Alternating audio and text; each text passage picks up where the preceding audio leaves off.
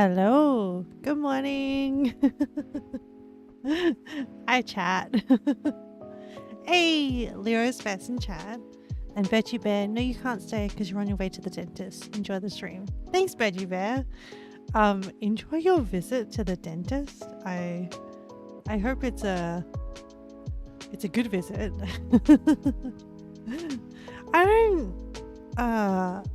I can understand the dentist can be overwhelming for some people. Hopefully that's not the case for you. Yeah. Oh man, chat.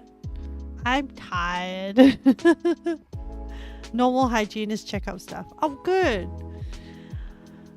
I'm glad it's just normal stuff. No root canal extraction or anything like that. I am behind on my dentist visits. It's really bad. I know, I'm aware. What's happening? Oh yeah, chat, I'm really tired.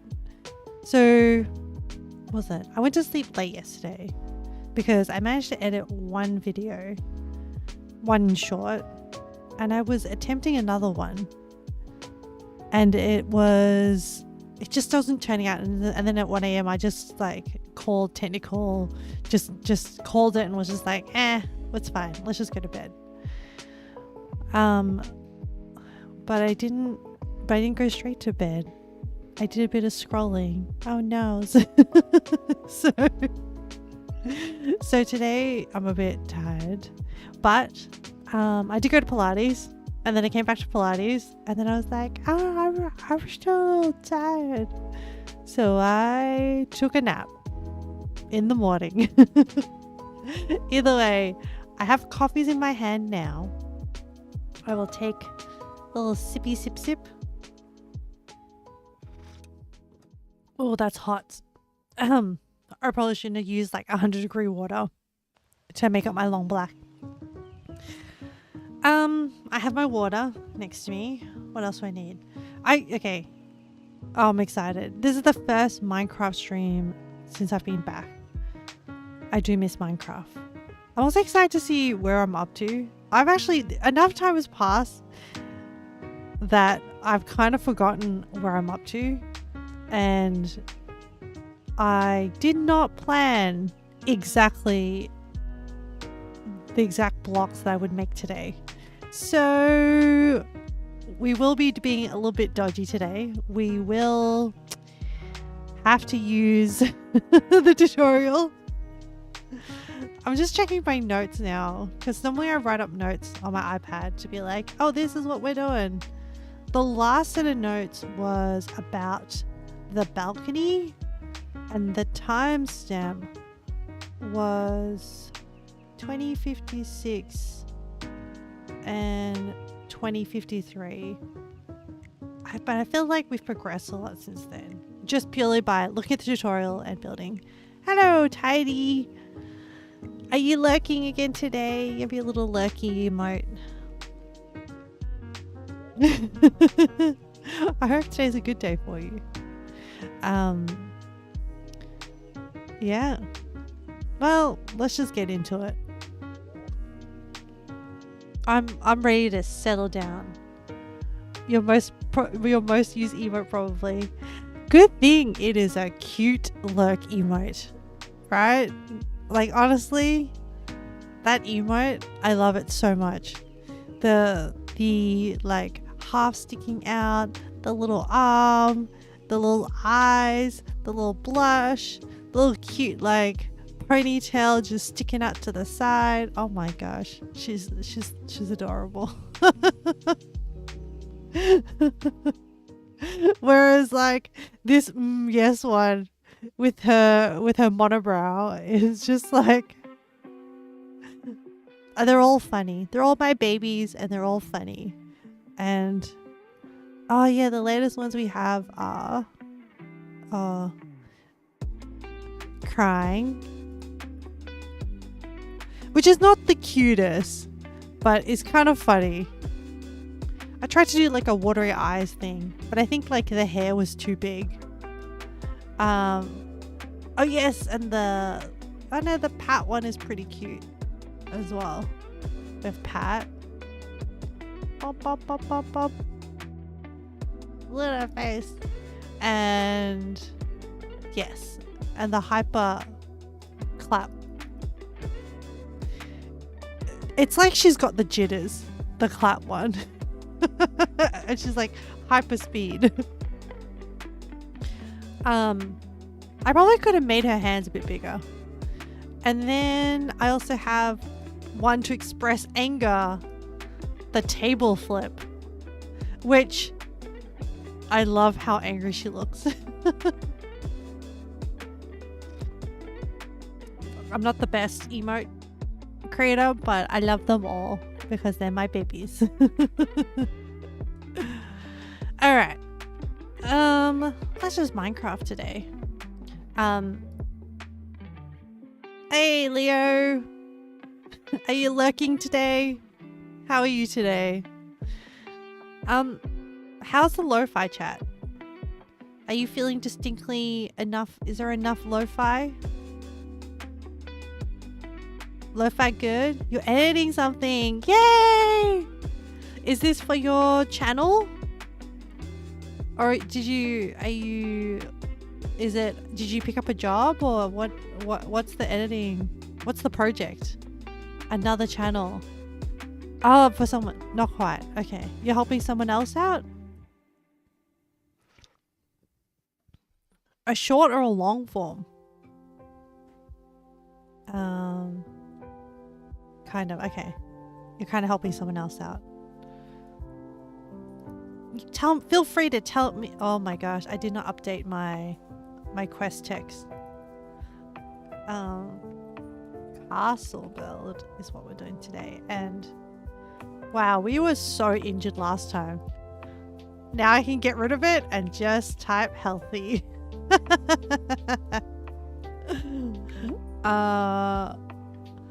1 minute-ish video. I can probably share in DM, not here. Okay, yeah. That's fine. That's fine. Don't dox anything or like. Also, before I start, can I just say I am nice, healthy. Yeah. It's like power up. ate a I don't know what's the equivalent. Ate a mushroom. I don't know. What was I gonna say? Oh yes. Can I just say I feel so happy that it's a different kind of happiness that there are people around me who are also have either continued their creative journeys through whether it be streaming or doing stuff or like expressing their love of games and things like that. And I feel so blessed that people have included me on their journey. And yeah, like you, Leo, like Valk, yeah, and I'm so excited to see where everyone's gonna go with it, and how they're gonna feel about it. But I'm just really, really happy that like I'm surrounded by great people. I think that's the point of what I wanted to say. Anyway, I just wanted to express that and get that said into the world. Oh, you have a love heart one now. I love it. But yeah, I'm very supportive of everyone in their journeys, and I wish everyone the best. By Nyx, man, is Nyx a professional artist? What is Nyx's skill background? Oh no, man, just talented. Jeez, amazing. What was I doing? Okay. Let's see where we're up to. Oh my gosh, I love my Minecraft world. Hello, Minecraft world. Oh my gosh. He's actually the smarter of the two of us. No, you can't compare like that. Everyone has different. Do you mean like more? He graduated with honors. Oh, okay. So he's more, I wouldn't say smarter. I would say more academically inclined. There is different types of smarts. So, oh my God, look at it. Oh, I remember what I was doing. Oh, I was making this roof situation. We did that one. I remember now. Boo! Maybe. You don't mean to demean myself, but I mean he's just smarter than me. Not that you're not smart. I could be smart too, but he'd be smarter. Look, at the end of the day, it doesn't matter. Honestly. Whether you're smart or not, at the end of the day, all your brains get you is the ability to earn an income and do a job. And whether you lead a good life, whether you're the more sociable one. Yeah, so everyone has different strengths. And so all the stuff to do with like, that's what you realize once you leave school, right? Is that, and whether you carry that around with you, which, you know, I'm sensing. Not that I don't mean to psychology armchair, but I'm like, Leo, let it go. And also, like, now you're good? Okay, good. Yeah. It really doesn't matter at the end of the day. It's just about, are you going to live a good life? And also, your life is your own. So, are you living your life the way you want to live your life? Can you look back and be like, yeah, had a good time. That's what matters. You mean to elevate him. Okay, I don't know how to properly say it. No. Okay, in which case then I can get around that. We stand a smart Nick. Nyx. I was gonna say. I still need to look into like Don't Starve. I haven't forgotten, by the way. But since I've been watching Val play V Rising, I feel like I also want to play V Rising, but after Yakuza, I have to like focus myself on like, because the castle was so cool. You know, it doesn't take a lot to influence me. If you show me pretty things and cool looking things, I'm like, oh. Actually, did you also know, okay, I have a like, is it a, doesn't Stardew Valley have co-op now? Because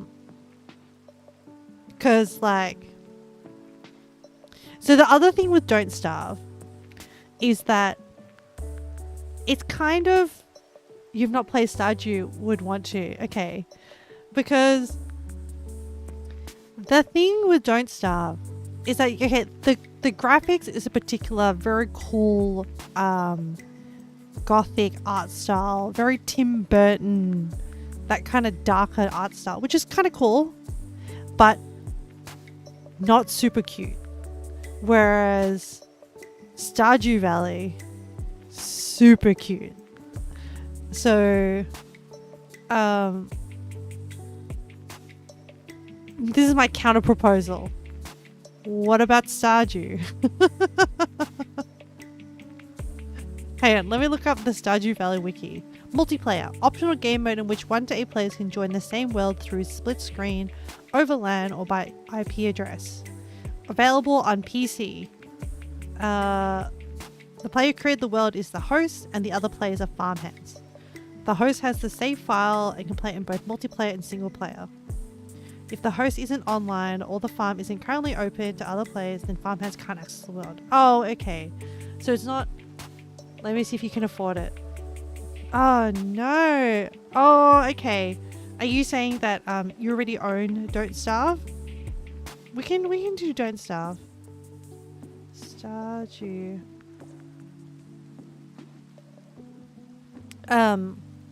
We can do Don't Starve. We can work with what we already have. It's okay. It's okay. If finances are being juggled, are being crunched, and it's better just to use what games we have, we can do Don't Starve. I'm happy to change my position if there's like valid reasons. All right, let me have a look at where we're up to with the tutorial. Am I even on the right tutorial? Where is... Hold on. Before I share my screen. Duplicate tab.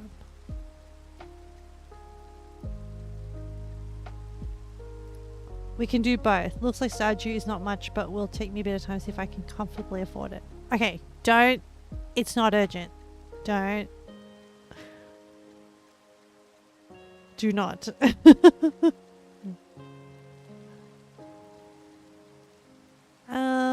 Let me find the tune. Hold on a second, chat.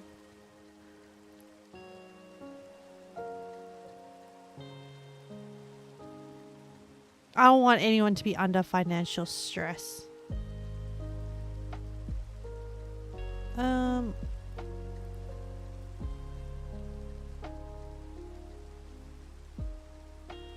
Man, I'll have to just Google this. Blue Nerd, Minecraft, Castle, Gates.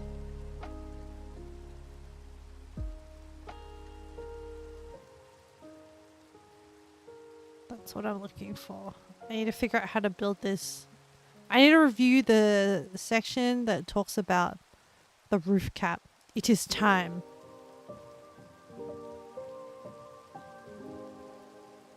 And when I say it is time, it is time. I started building the castle gates, and then I was like, ah.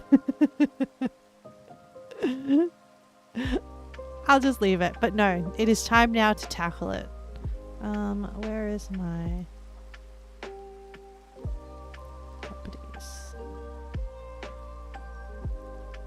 Okay, this is what we're dealing with here. Let's see. So, I've done the poles.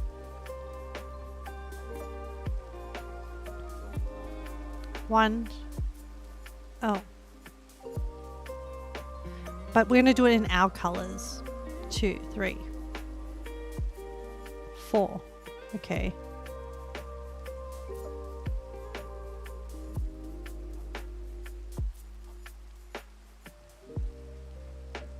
And then, okay. Alright, let me just check whether we've done that bit. 1, 2, 3, 4. And then he puts a block on top. And we're going to use these. So we're going to go 1,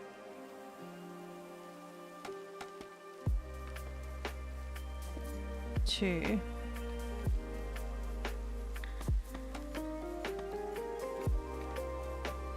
3,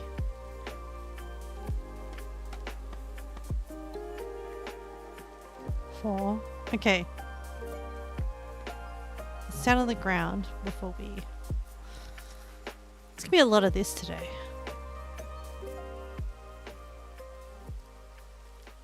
Because I'm an unorganized streamer. I have enough capacity in my brain to organize like one solid stream a week. Which is Friday streams. And then the rest I'm like, nope. Thank you for the pats. Okay. I'm gonna take it easy today. I mean, that's what I like about Minecraft. Whoever has like high expectations for Minecraft, as in Minecraft is not a game that you have high expectations for. You just do the thing.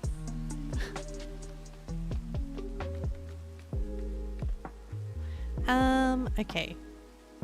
What? Oh, I need to do that like zigzag thing. So maybe what we'll do is like we'll do like a little placeholder dirt block like this. And here. Here. Here. Okay. And then we're gonna use Copcat! Hello, hello! How are you today? How's your energy levels? Mine are crap. I hope... Is it also a Monday for you or a Sunday evening? Your son heals well. What son? Oh.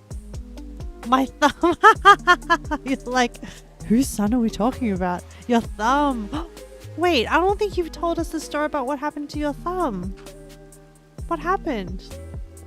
I feel like there is a... and even if it's a small story, don't... Wood splitter. Oh my gosh. So wait. Do you have a fireplace and you were cutting up wood for the fireplace and then you accidentally hit your thumb? Did you need... this is my assumption. You can either confirm or be like, nah, you're right. Hydraulic wood splitter. Oh, hang on.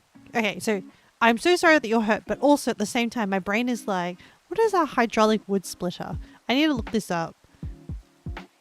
Hold on. I need a hydraulic wood splitter. Oh, wow.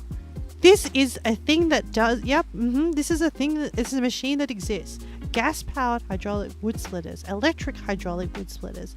Manual hydraulic wood splitters. How do they work? You just put the log in and then they just position it. Splits wood in a horizontal position. Lightweight, easy to use. We have them in Australia. Oh, it looks like they're quite heavy and it looks like they can be towed. Oh, gee. It's kind of... I am kind of impressed with the design. It's a pretty good invention. Oh, wow. They are big. Sorry, I'm looking at like a log for scale and I'm like, actually, that is kind of big. Valk, hello, good morning. Oh, what's that? Hydraulic, yeah. I can send you through if you want, but I don't think you would want it. So, okay, so I'm missing details. So, do you do wood splitting as a job or do you do wood splitting as a... You have a fireplace and you need to split wood? Um, oh, you do it as a job? Are you a forester? 1 and 2.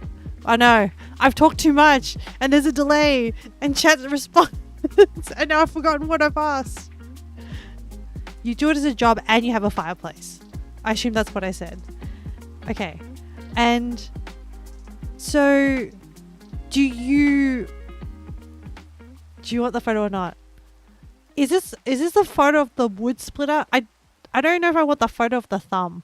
I probably don't need the photo of the thumb. I can probably imagine what happened. But then I also kind of want to know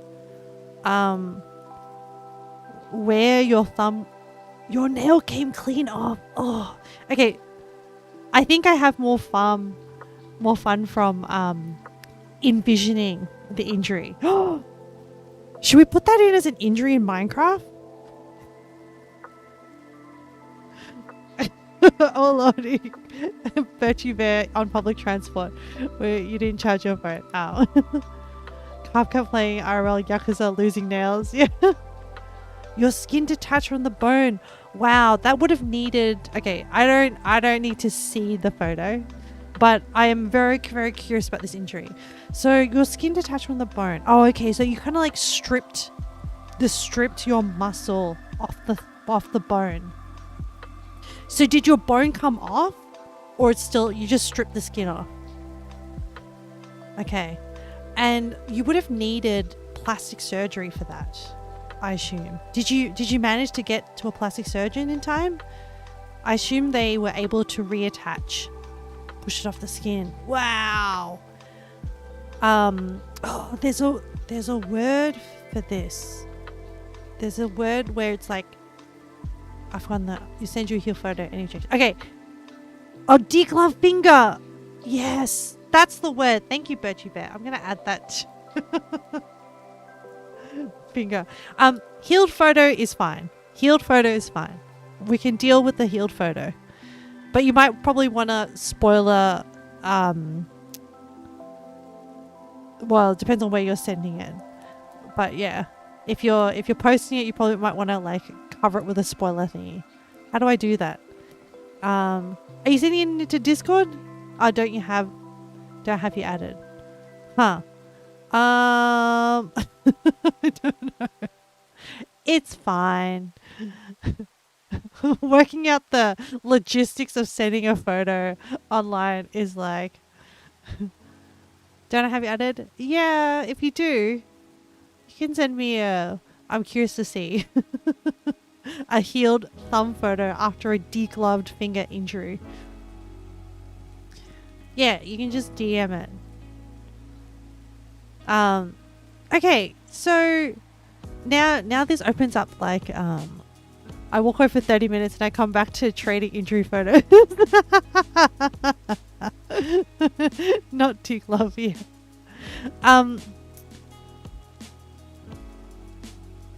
So I want to go back to the topic of you being a like what's the word? Like what's the job title? Defroster for you curious people. How do I put spoiler on, by the way, and what channel I put it in?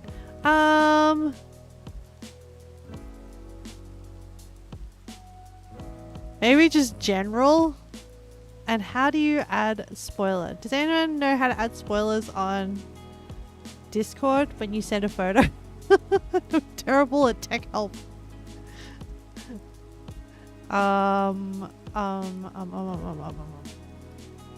Okay, let me see. If I upload a file and then modify attachment. Oh, so when you click the little pen, so when you upload a file and there's a little pen thing and there's modify attachment and then testing spoiler and there's a little checkbox that says mark as spoiler.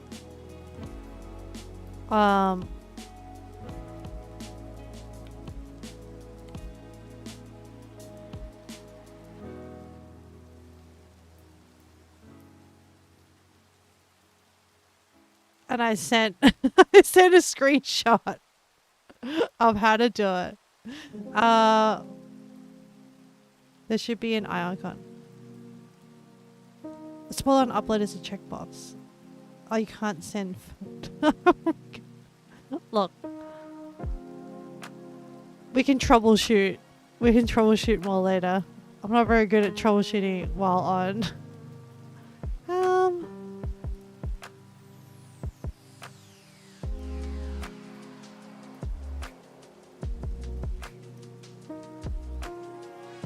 Oh, you think it's darkening, you can't press it. Oh, I might know why.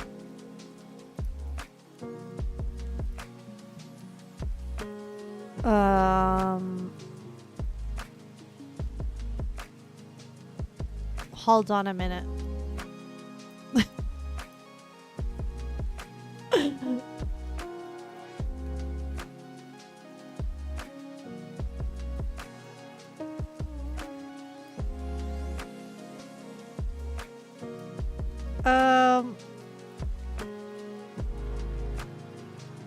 Oh, here we go.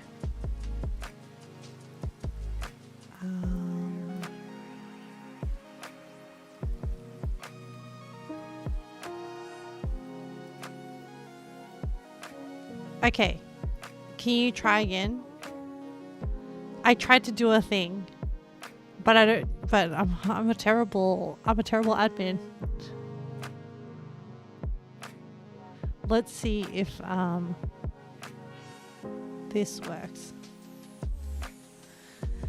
Anyway, I did my best.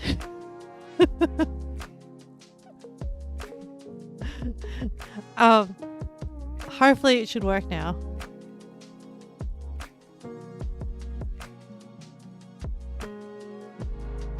Anyway, so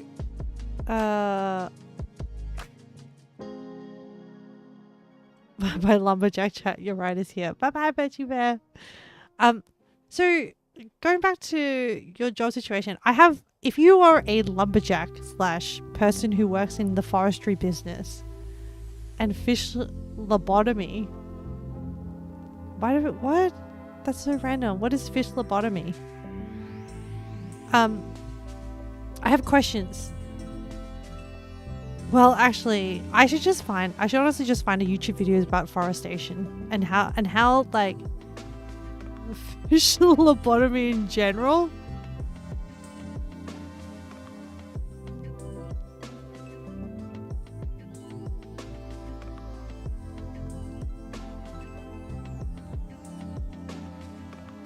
In general at own risk. What?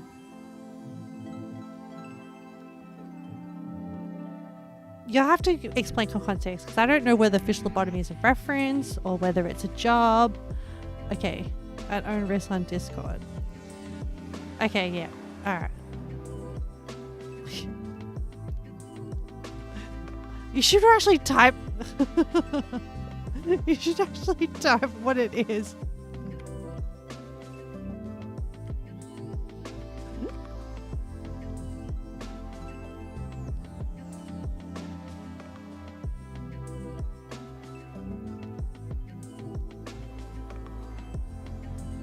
I'll type the injury for you.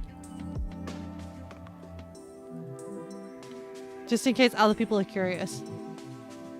Oh, yes.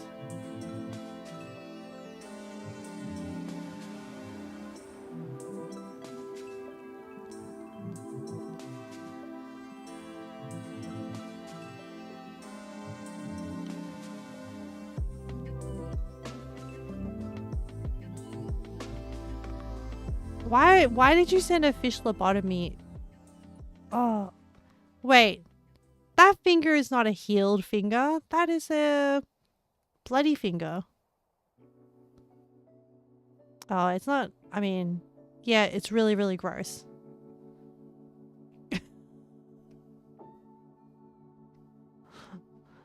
Also, like, our fish lobotomy, you just caught a fish and killed it.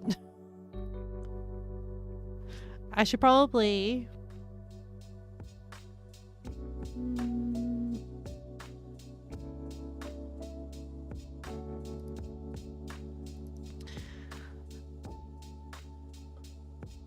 it was meant to be a healed photo. That looks like a fresh injury. I mean, luckily I can tolerate Daryl. Yeah, I've seen some stuff in my medical career. So like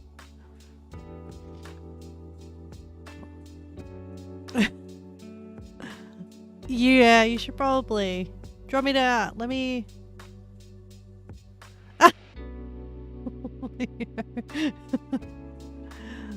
let me delete it for you and then you can resend it.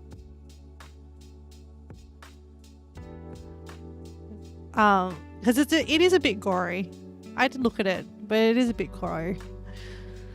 You repost a healed one. I'm curious as to also the healing process because so usually with those kind of injuries, they do need plastic surgery intervention. And like that's the cool thing is that plastic surgeons do more than just cosmetic procedures. They put stuff together. They help a lot of burn victims and stuff like that as well. I'm curious to know how they fixed it is the other thing. Did they take tissue? Were you able to salvage the nail? And then were they able to put the nail back on? Or you just wrapped it? But were you able to like... Did you have the nail piece and then they like reattached the... Oh wait, or did the nail regrow? So did the whole nail bed come out? So normally the nail grows from the nail bed. And if you don't have a nail bed... So has your nail bed grown? You didn't go to a doctor. What the heck? You just wrapped it. What the heck? So do you still have a nail? Or is the nail gone? You no, you don't wait. Just a thumb. It's gone. Cup. Oh my gosh. I'm curious. Why didn't you go to a doctor? Were you not like concerned about infection or that your nail bed is gone? Were you just like, oh, I don't really need it. Didn't feel like it. Okay. That's interesting. That is an interesting thought process. What?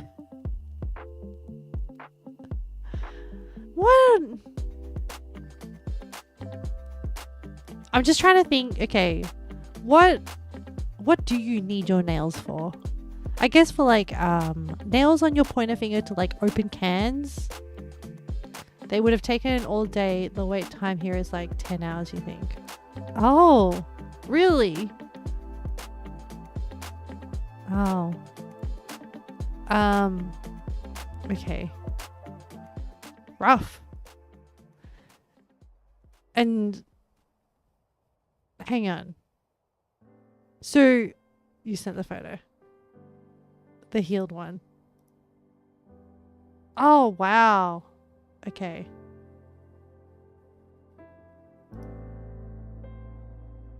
Oh, interesting. Okay.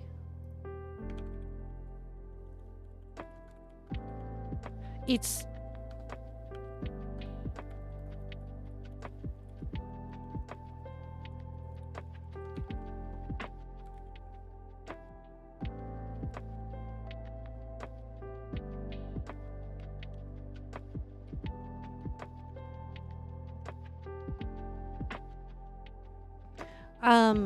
zero nail. Skin feels like the sole of a foot.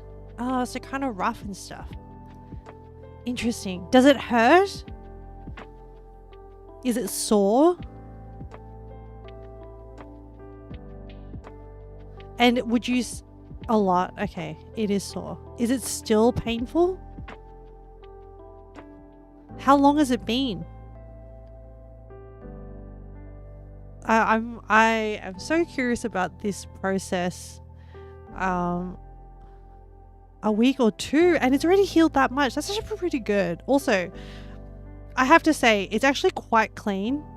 From a infection point of view, I see no like signs of infection. So did you sterilize it with antiseptic or anything?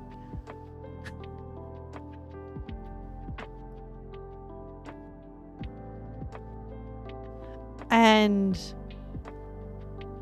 would you say that your thumb I have so many questions. This is morbid curiosity, guys. This is morbid curiosity, and having like a wound care training. Shitana saline solution immediately wrapped. Change the bandage every 3 days. Very good. Repeat. Okay. What kind of bandage did you use? Was it gauze? I'm just very curious. And then ah, my God. Ah, Phantom. I'm getting too immersed in this like wound story.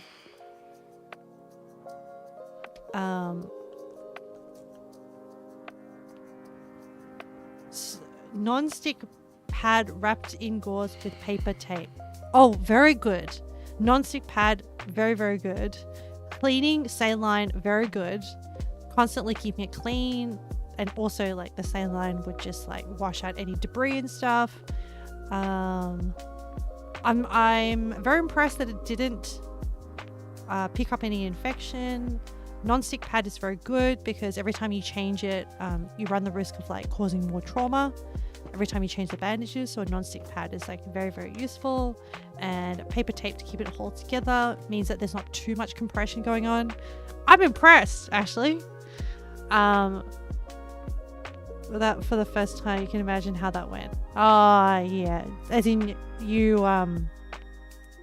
forgot to do the non-stick and then it stuck to the wound, because that is very traumatic. And it can be rectified. It partially healed in. Yeah, this is why I'm also curious as to what you use, because I've seen wounds where someone's just stuck the gauze in, and because gauze is a very thick weave, essentially, that the gauze fibers can like heal into tissue as like the tissue knits up. So ideally what you want is like you can get these like little gauze things with that are impregnated with like antibacterial and like a paraffin that doesn't stick in, so it peels out quite. But honestly, like thick big weaves are not generally the best because there's more gaps between them. Probably my favorite are things like foams or hydrogels that sort of like when in contact with the wound form like a gel substance. And I normally put like a bit of like a gel, like a wound gel healing layer on top to try and also reduce any like stuff from sticking as well. It's a no-name brand non-stick layered gauze pad and 3 shots of whiskey onto the wound or into the stomach. Because onto the wound is so like Oregon Trail shish.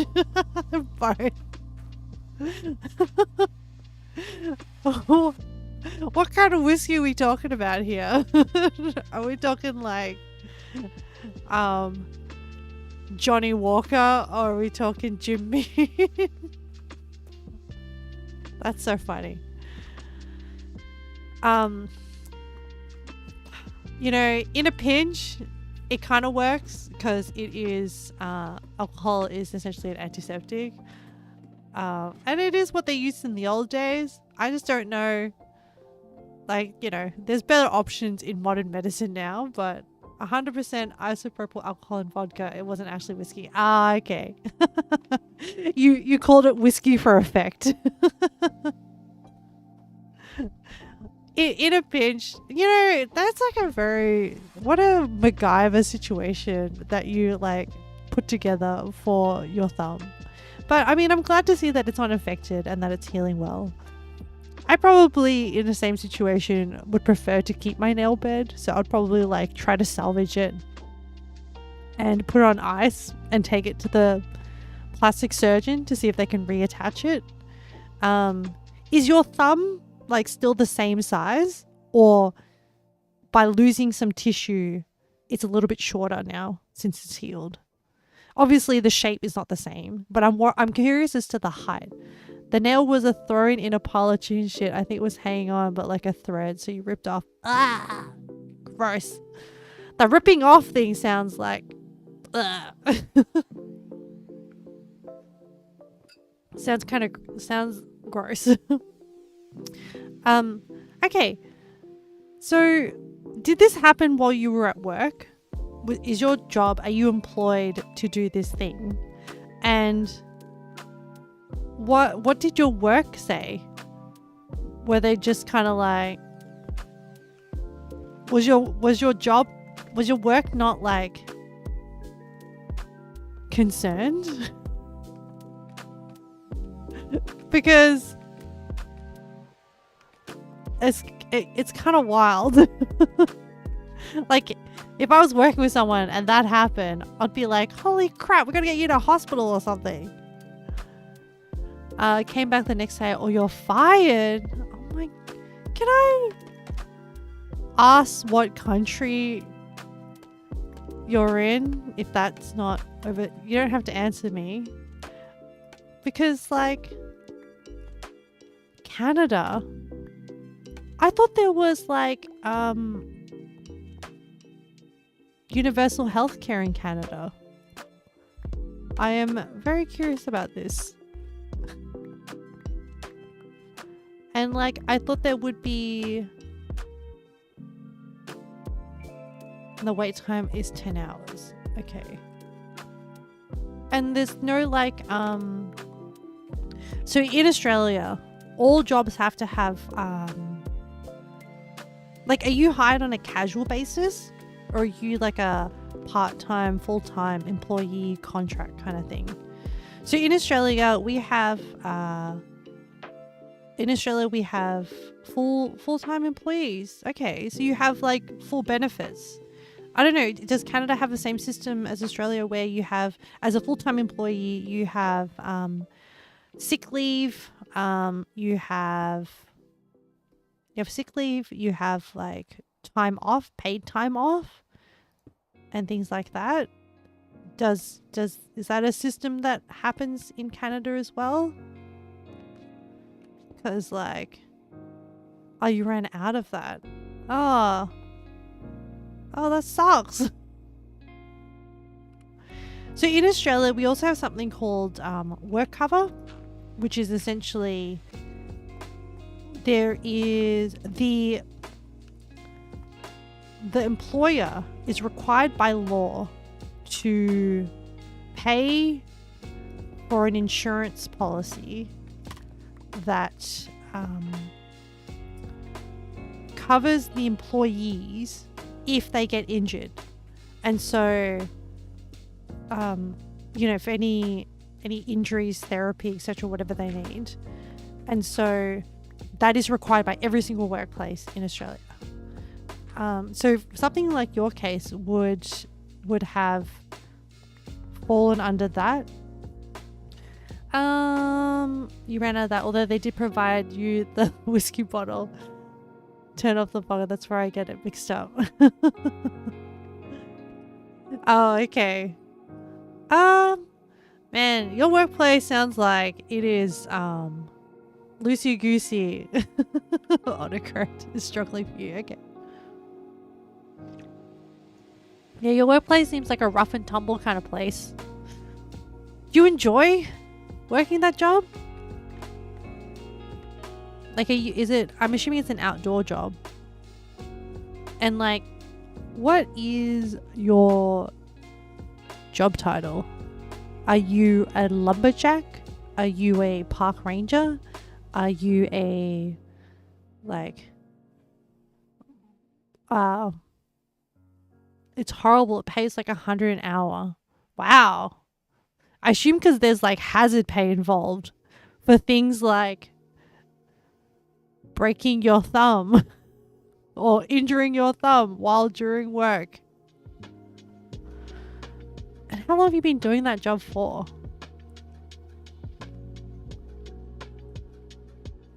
Wow. See, this is so interesting. 3 years. Okay. I mean, I guess if it pays well,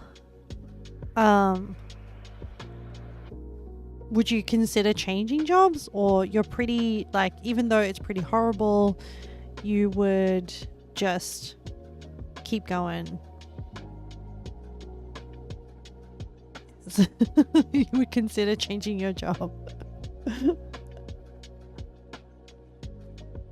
How do you feel about the thumb injury? Like, what feelings are you feeling right now? Are you feeling like kind of pissed off? I mean, I know you're in pain, but do you feel pain? Okay. And just, are you kind of like, it is what it is? Or are you kind of pissed off at your workplace? Like, how did it even happen? Like, was it is what it is? Okay. Yeah. Well, I'm sorry you had to go through that. I'm glad it's healing. I'm sorry you're in pain right now. And it sounds like you had to keep working. They gave you whiskey, we're chill. Okay. Are you finding, are there any everyday things that you're doing that you're like noticing that's harder without the thumbnail? Or without the thumb? No, without the nail on the thumb. Or are you like, I can't imagine, like, I know using your thumb, if it's painful, that can be kind of very annoying. I'm just trying to think, like, what normal activities? And I guess opening a can. Do you want a list? Okay, so there's a lot of things. I mean, you don't have to give me a full list. You just tell me 1 or 2 things, whatever you want. It seems like you're writing, you're typing on your phone. Is typing on your phone annoying without your thumb nail? I can imagine that would be frustrating. Oh man. All right, I got to use my pointer finger. Okay. You found a way around it, essentially. I'm okay. I'm going to stop interrogating you. I feel kind of bad now. Thank you for indulging my curiosity. I appreciate it.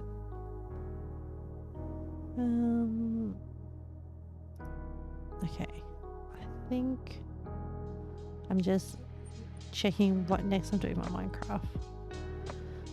Man, that was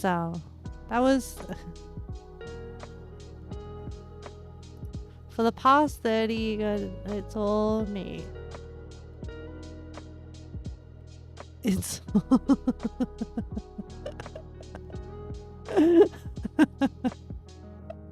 I feel kind of bad, but thank you. Oh dear. Anyway, you can rest and chill now. But yeah, thank you for indulging me. I would like to think that the rest of chat who is tuned in is also just similarly like, whoa, like, I sub.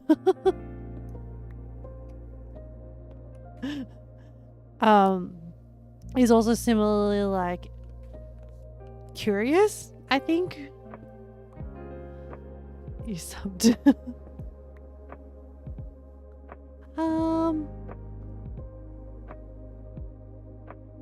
Oh, you did.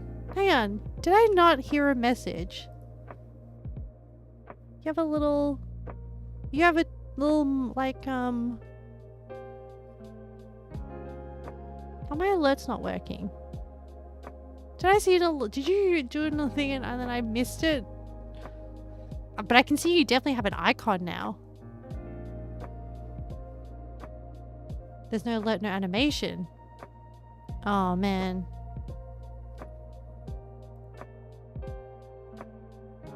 There is something weird going on with, Oh, let me see if I can test trigger it. To see if there's something weird going on with Twitch. 1 second. Subs.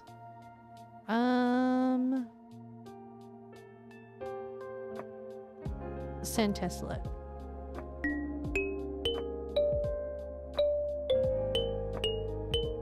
Can I play a song by chance? Is it copyright?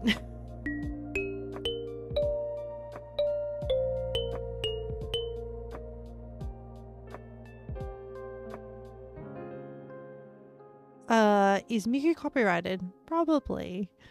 But we can do a sneaky song. I'll have to figure out why the alert, I can't hear the alert either. But I can trigger the alert. I can see it. But thank you for subbing. I appreciate it. I can play a Miku song. As a... to make up for my alert's not working. I apologize. What song do you want? Miku Hatsume. You can only play their song, just not commercially. Hatsune Miku.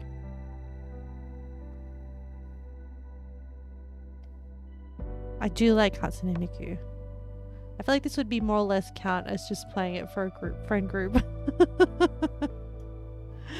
It should be okay. Hopefully, if I've set things up properly, there should be no trigger for this wouldn't be recorded on like the YouTube VOD, and it shouldn't be recorded on the VOD. It was just more I don't want like a copyright strike. That's mainly why. I think generally in like live, terms of service say that they can copyright strike, but the Twitch algorithm hasn't gotten smart enough yet.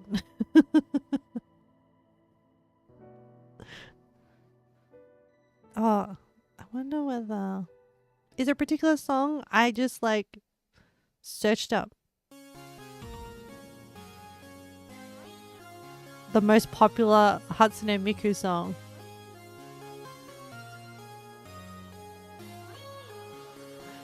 This one, really? Okay.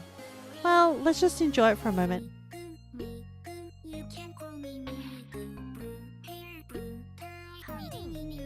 It's so cute.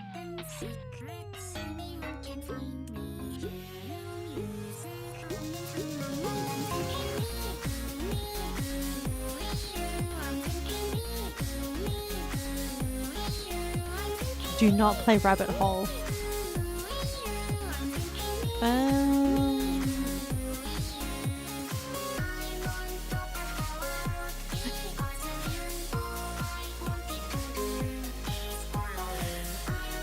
Do you know, in my mind now, I'm imagining Cupcat as this like outdoorsy worker, but has like this soul that enjoys Vocaloids, and like the contrast, I love the contrast.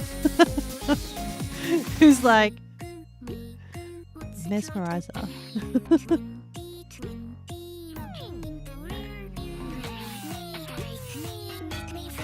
I don't know which one. So I'm looking on Spotify.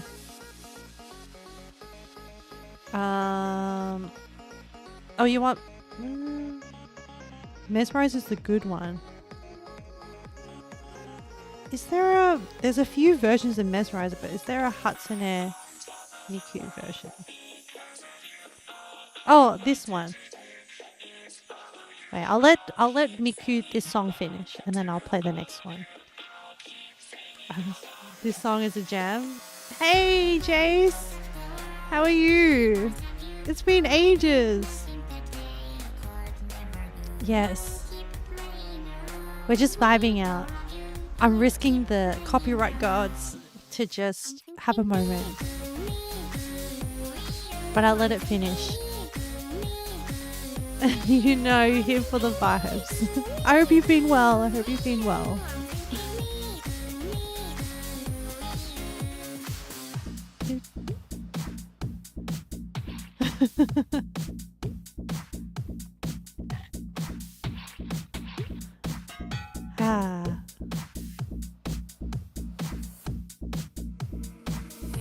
Oh, you sent me a link.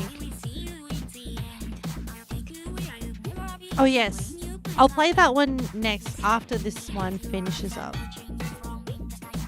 I'm just gonna let it, like, I respect the song, so I'm just gonna let it finish. Also, I feel bad about talking over the top of it.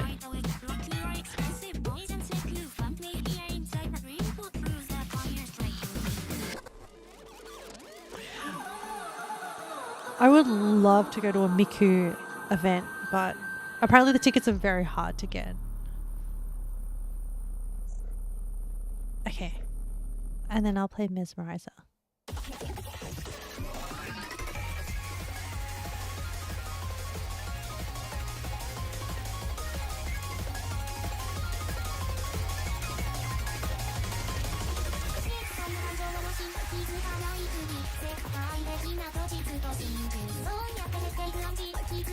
Hopefully this uplifts your spirits a little bit, Carpcat.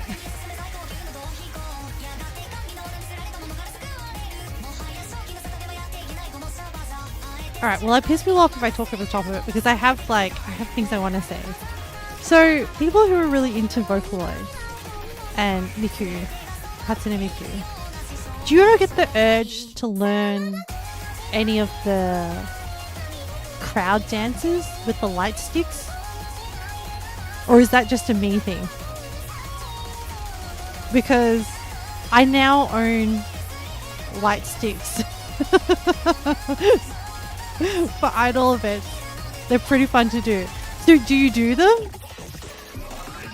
I'm curious. Because I want to know if, like, I just, in my mind at the concerts, yeah, so I can't comprehend how people cannot do them. And I'm just curious to see, I just want to check whether it's just a me thing that I'm like, yeah, of course everyone wants to do these dances at the concerts. Why wouldn't you want to? Like, to me it's a no-brainer. But then I'm just making sure that, like, my point of reference is that, like, what the general consensus is. I want to figure out what the general consensus is. The general consensus like, nah, like, most people just, like, stand there and chill. This is why now I'm, like, completely in love with, like, Japanese music events. Because I went to my first, some of my first live J-pop idol ones. Here's a bad idea. Play that music video for her rabbit hole. So, unfortunately, I would consider, except that I haven't figured out how to properly hook up the audio to YouTube. Don't mind. I haven't figured out how to hook up the audio to get it working on stream via the OBS. So I'm not even gonna, like, you'll just be seeing video without any audio. You use OBS? Yes, I use OBS.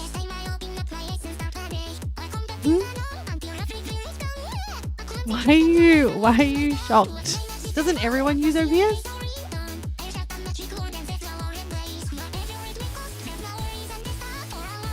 Looking for your audio place.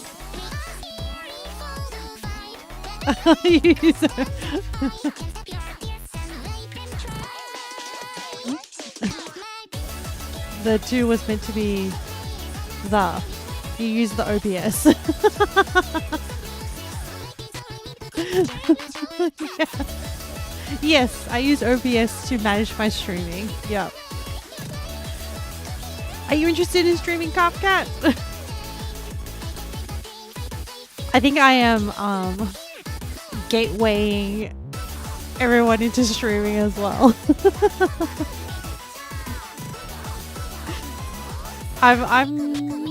I do my best. I wouldn't say that I am like put your YouTube on the highest and then put your YouTube thingy on the highest and then put Windows share thing and then move it somewhere on the screen. Hang on. Is this what we're doing now? Is this we're just troubleshooting my inability to like get my stuff done, to get my work? Hang on. Properties, capture audio beta. This is what we're doing now. We're helping out. We're doing charity work for me. So okay, I have capture audio beta on. I use DuckDuckGo for this, for sharing stuff, for trying to avoid doxing purposes. YouTube, and then no.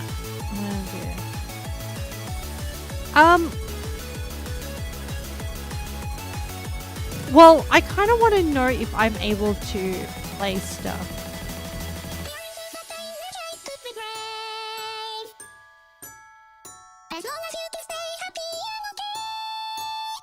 Oh, is this it? Oh my god. Lord have mercy. Yeah, but can I even get it to work? That's the... I gotta wait for ads to finish.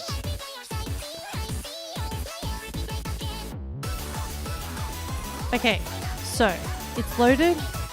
The browser sound is on. I'm gonna put Spotify back to lo-fi while I troubleshoot this. And then I'm gonna check. It's the wrong video. Okay.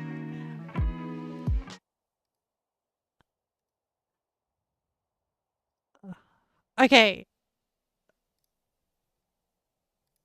I just played it. I can hear it in my headset, but it's not coming up on. If you want to see that I'm talking about, go and then I'll tell you. No, it's fine. Why would we want to watch it? What's the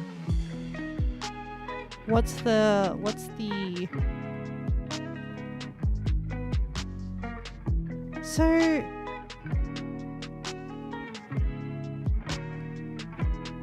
yeah, I can't get the audio. Advanced audio properties. Monitor and output. I have it on.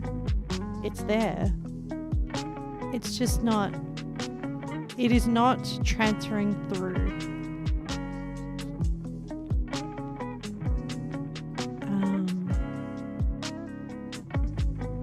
Do I know what the song is about?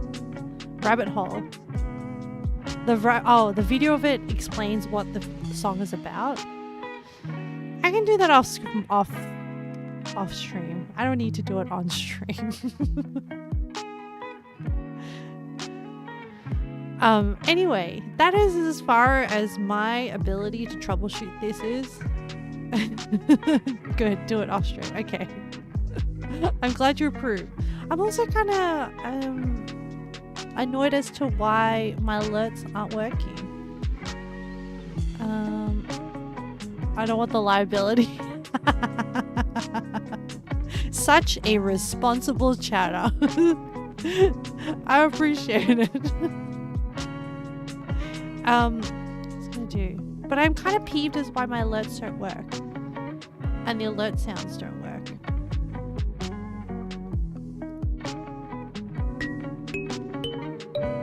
I triggered it. Are you hearing it?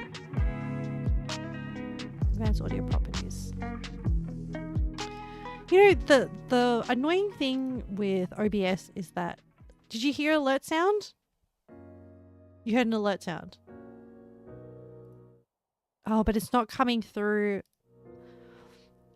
You know, the annoying thing with OBS is that I haven't done anything to it. As in, all I've done is, well, all I've done is like turn it on. I don't change any of the settings and it works from one stream, and then suddenly the next stream something funky happens and it doesn't work. And the fact that I haven't done anything means that it makes it really, really hard to troubleshoot. And so my gut instinct is just to be like, oh well. Because sometimes I don't do anything and then it fixes itself. I'm like, what the? Like, nothing could be done. How do you draw eyes? Cartoony. Are you talking about my avatar? If you're talking about my avatar, it is just 2 black dots. You're trying to make another PNG model for you. Oh, cool. I can't do detailed eyes, which is why I chose this like cartoony version. And I looked at a lot of reference photos or reference illustrations for different anime eyes. So depending on what emotion you're trying to convey. So 2K more omelets. So like, for example, my favorite is actually just like 2 black dots. But they need to be like properly round. Like the ones that I use for lurk and the clap emote, they're kind of like a similar eye situation. One's just bigger than the other. It also depends on placement. So what makes them more cute or not is depends on placement, where they are in relation to the rest of the head, and also their relative size. And it can affect how cute or not cute they are. You know, if I'm going for a shock, I do like the two big circles with the white on the inside. If I'm going for angry implies there's more of a slant. I kind of stick to like chibi anime emotions because they're generally pretty much easier to draw. That's what I stick to. Hopefully that helps. Odd question, do you know how to do fox furry head drawing? I would probably need like reference photos. Are you saying like right upper quadrant hurting a little? Leo, is this your gallbladder acting up? Right upper quadrant. I don't think it's appendix. Oh no! How bad is it?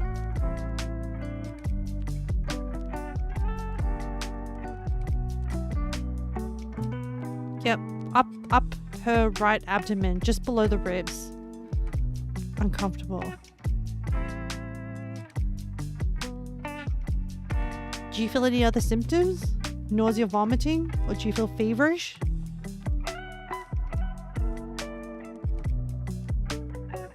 Not really. It might just be a temporarily block. But yeah, it might be your gallbladder acting up again. You're back from your appointment. What did you miss? Val, you missed so much. You missed. Wait, let's go through all the topics. You missed Carp Cat's thumb injury, recounting their thumb injury, and then I ended up interrogating them about the healing process and what they did. just out of curiosity.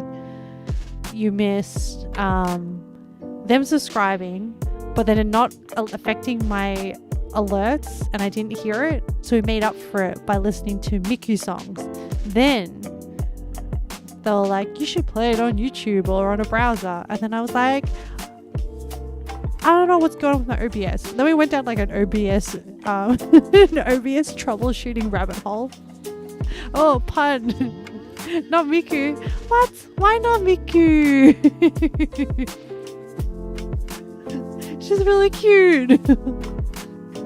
She's not my not my absolute favorite on the top of things. I like more silly stuff. I have to. Cat. Hello. Not your cup of tea.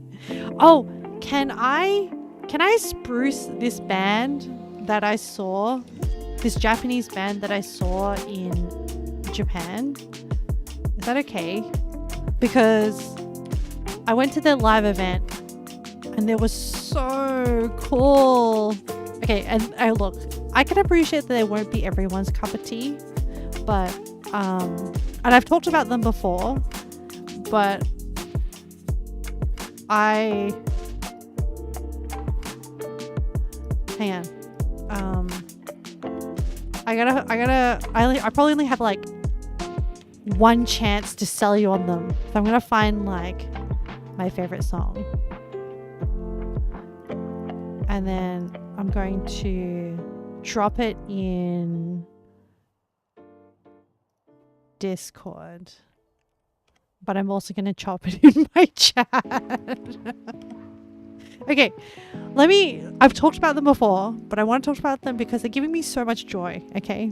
They're called Deluxe X Deluxe. They are a pop rock band. They're Okinawan. They're made up of 7 members. On their bio tagline thing, they're like, yeah, we do like Showa pop like sounds kind of thing, and they're based in Okinawa. The 7 members: guitarist, bassist, drummer, singer, vocalist. Guitar, bassist, drummer. Oh, DJ, vocalist, and 2 dancers. And their collective weight is over 500 kilos. That's their tagline. And I guess they kind of drag, but they're so much fun. And they have these, this is what I've been doing in my like spare time. They also have these videos of their dances. Hang on, let me find one. I have like one chance to sell you on them. Like, I'm so determined to like make them more of a thing. I found them randomly and I went to their live event and they just give me so much joy. So now that I own these like light sticks that I got,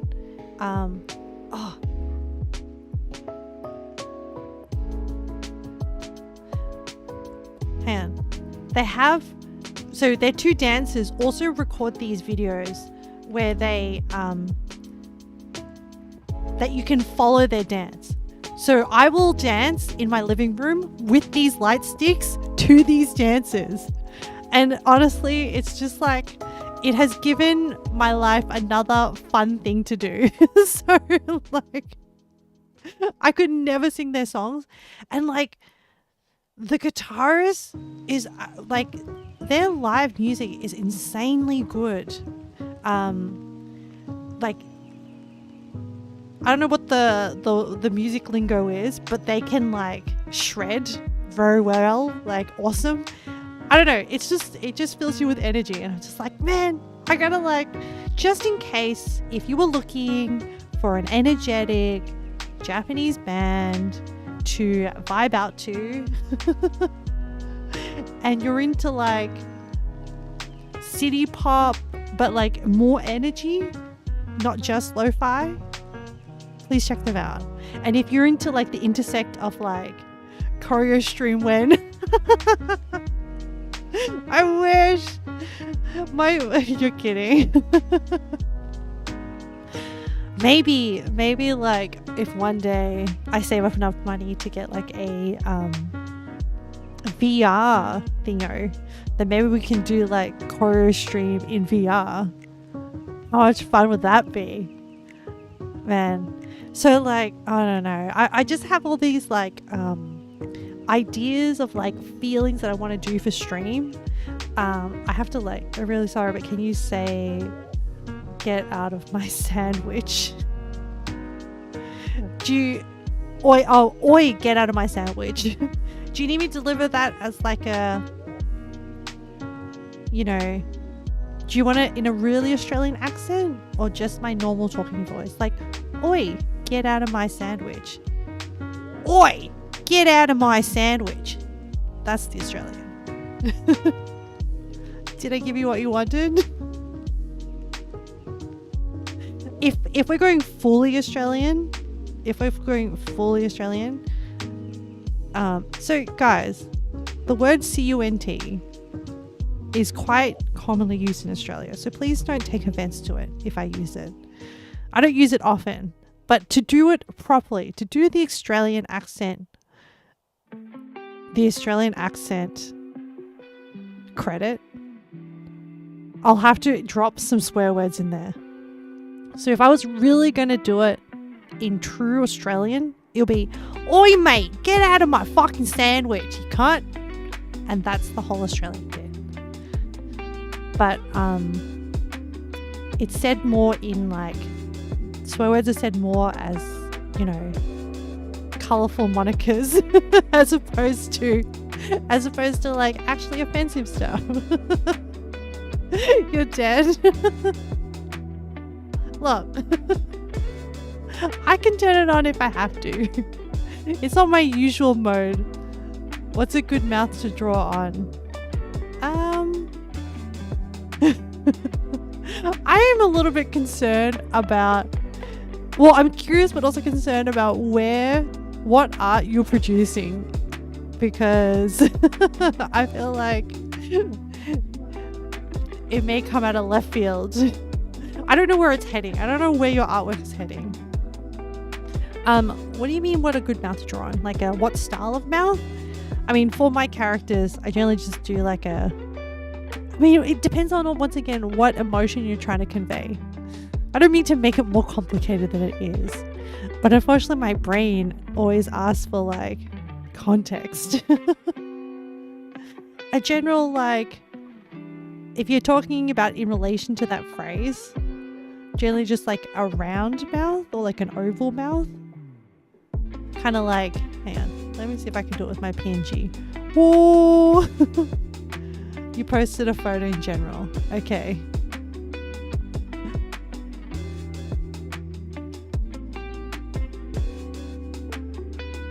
Oh, wow.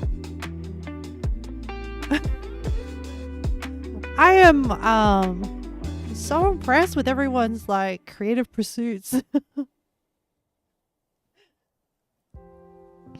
I'd probably recommend like a gentle smile.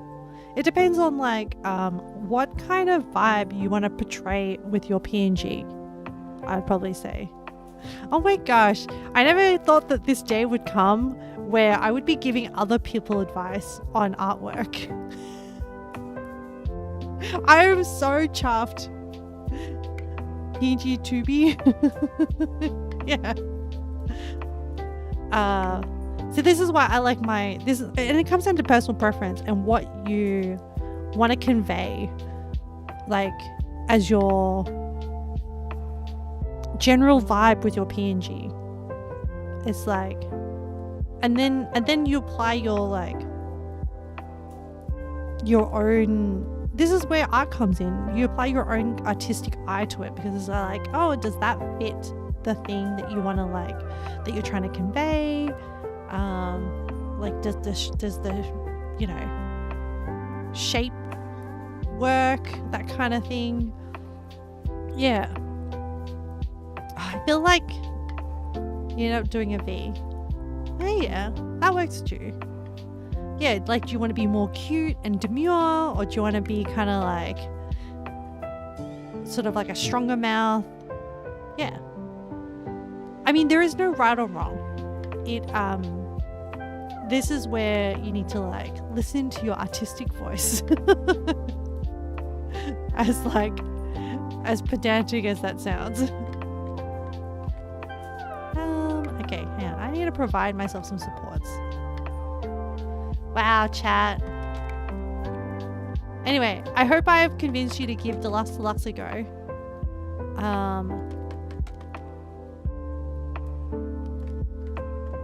They're very, very fun. And because they're not like hugely popular,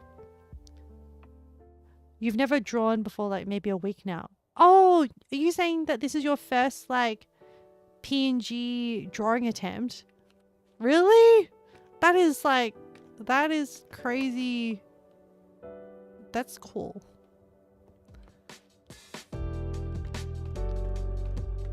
Maybe you have some innate talent that you are now being able to fully flex. Okay, let me figure out. Hang on, let me look again at the tutorial. 1 second. Oh no. You have to draw hair. You're messing around with my OBS settings. I'll have to try them out later. What was the music site you suggested last time? I forgot to write down. Oh, not so much music site, but they're available on YouTube and Spotify. It's Stream Beats by Harris Heller. If you just look up Stream Beats, but they're officially on Twitch as like non-copyright.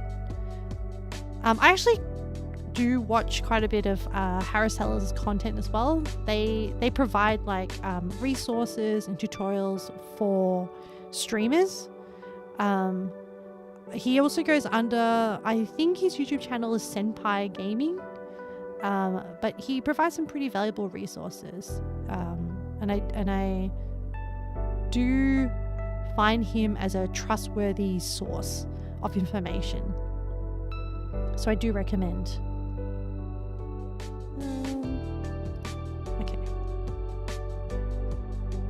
Oh, where's my game? I think I need to break these down.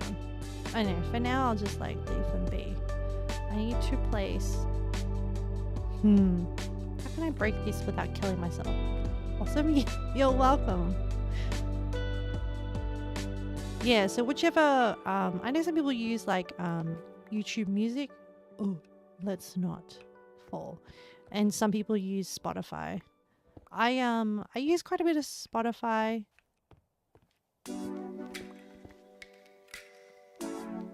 And for the longest time I used to just hit on Spotify you could just like search up an artist and then hit play on the artist, and then they would just play whatever's popular and go down the playlist.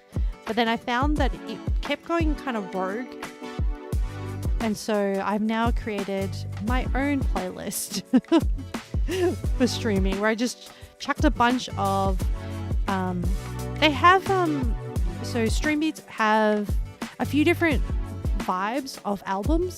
Some of them are kind of like more lo-fi, like the stuff that I listen to, and they kind of like suit the style of streaming that I do.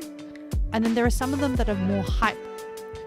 So I think 100 Thieves did some playlists of Stream Beats music for like gaming. So if you were doing like, if you happened to be someone that played Marvel Rivals or Overwatch, you could play some like hype gaming music to have more of like an atmosphere. For me, like music's always really important to provide like the right atmosphere. Yeah. So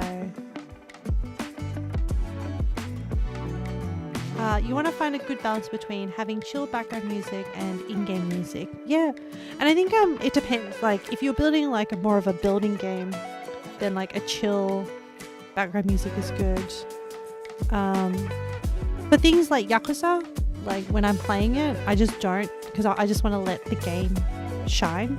And I mean, okay, let me try and like, the way that I craft my streams, I don't know if this is like I'm thinking too much, but let me try and like, for people who are interested and who want to pursue this, the my thinking behind my streams is like, okay, so Minecraft is about so my objectives with Minecraft is to, for me, it's about a chill, cozy, creative, no, like, I still have some rules in place, kind of like, yep, the general theme is I'm working on my castle.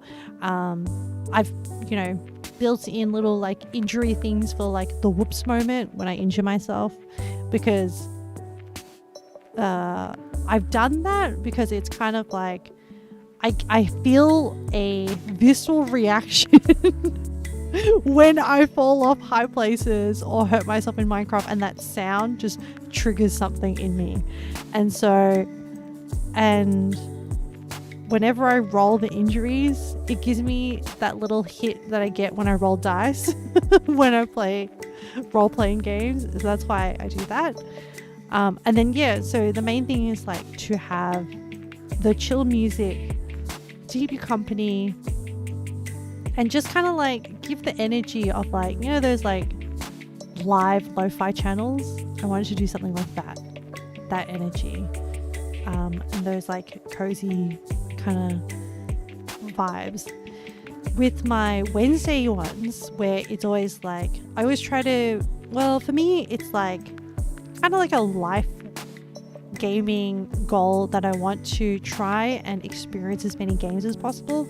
And I've always struggled to play single player games by myself, because I kind of lack the attention to and discipline to like get on and turn on. And like, for me, once I start playing, I really enjoy it, but it's always like the getting up and doing it. So this is why streaming has been so good, because I have like a set schedule.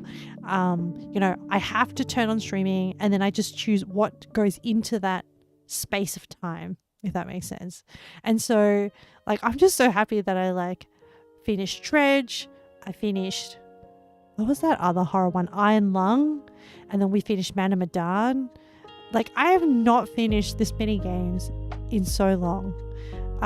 And I am also looking forward to like, our quarterly anniversary streams, because it forces me to choose things I don't necessarily wouldn't instinctively do, because I overthink things.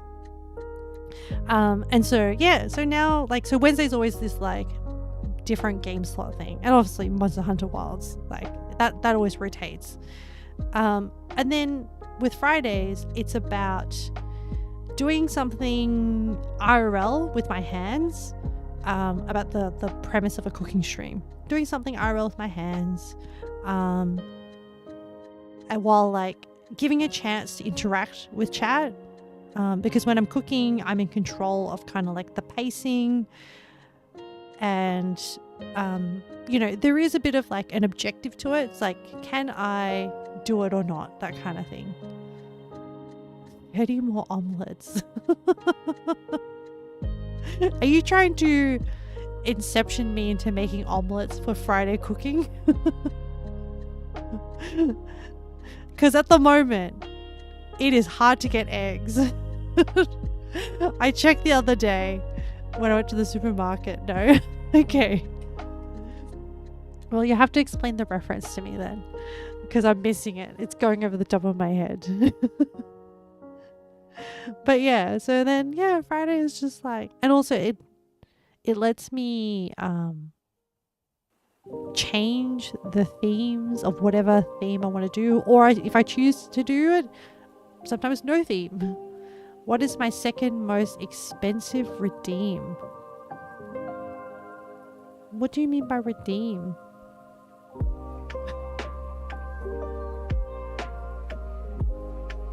I don't know what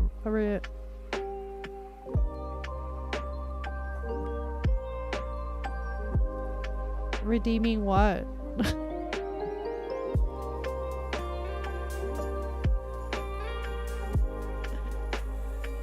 should be okay. Oh, my blessing. Oh, you're talking about we haven't done those things for so long, chat. I don't even remember if I can do them. Which is, I guess, adds to the humor of it. You mean my viewer rewards, channel points redeem. Right, okay. Yeah, I haven't done those in ages. Relationship reading. So whenever I do that, and I think I've done it at this point twice now. Oh, second most expensive is the Vietnamese blessing. Are you asking what it is, Carve Cat, because you're genuinely confused? It is a very interactive thing. You won't know until you redeem it, but you essentially get to choose. It is a way. I've engineered it in a way that forces me to practice my Vietnamese because it's horrendous. The more I don't use it, the worse it gets. But essentially, it forces me to practice my my Vietnamese live on stream by giving you a blessing based on what subject of blessing you want. How do I draw a hair? I just do like blocks for hair, and then I just shade it accordingly.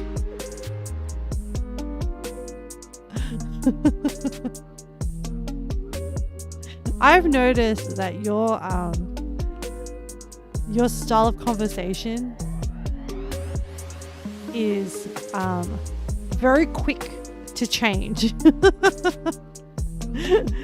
And sometimes no context, and I'm just like, and a what? Kind of like with that one girl from Girl. It's chaotic. It is chaotic, but it's kind of like it is testing my social skills to be like, huh? Like, what topic are we talking about now? One girl from Girl Panzer. Is that the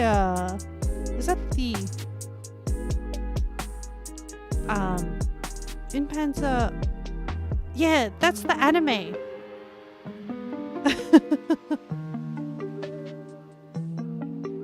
Tank anime. Yes. Yes.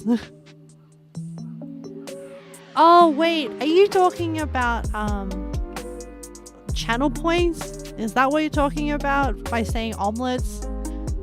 Because it's meant to be a croissant. No. Anyway.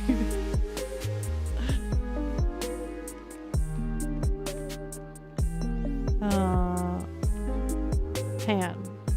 Oh my gosh. I keep getting distracted that the build is not progressing at all, chat. I need to fill in these bits. Oh, actually. So not about the tank anime, but that reminds me of something else. So I went to, on my latest Japan trip, I went to this place called Bungo no Mori, which is this like steam train turntable building in Kyushu. And it's featured in the anime movie Suzume, the one with like the Makoto Shinkai one where the guy gets turned into a chair and then the girl and the world is ending. That one. And that I went there, and there's actually a museum there. So obviously they like inside the museum, they're very proud of their little like train museum, Bungo no Mori. And they also had like a little sort of like they have the door there that you can take a photo with from Suzume. But they also had pictures, because that Bungo no Mori place, this real life place, has also been featured in an anime about girls in trains. Actually, I need to find what it's called, because remember how I said like the theme of my trip suddenly became suddenly had like certain themes, and one of those themes was like anime. Oh yes, so the anime is Suzume no. Oh, there was another anime, and it's not coming up easily. Rail Wars, or what was it?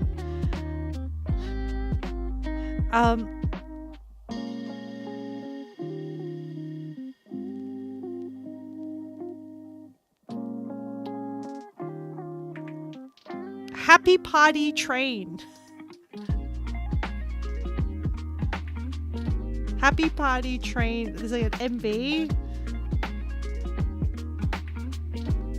I found a blog about it. Happy Party Train. That's the girl anime about trains that features this place. And it was kind of wild. And I didn't realize. Apparently it was also I think some of the trains were featured in another really old school anime called Galaxy Express 999. And apparently the train was the inspiration for, you know, Demon Slayer the movie, where it's about a train and they're on the train. They also like, I don't know, it felt kind of like a loose connection. I was like, I'm not sure if I'm convinced that like you can proudly display that the trains that are in Bungo no Mori with Bungo no Mori is like featured in that one was like a little bit loosey goosey. But yeah, north of Sleepy. What is north of Sleepy?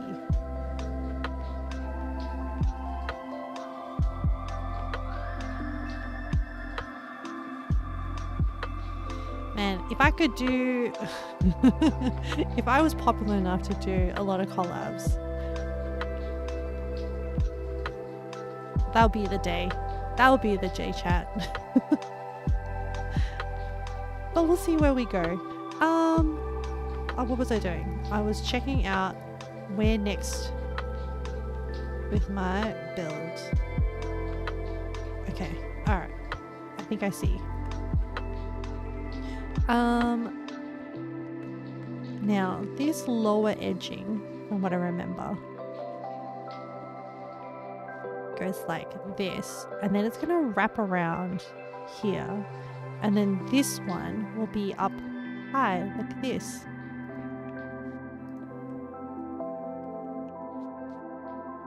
And then this one will go like this, like half a step below this block.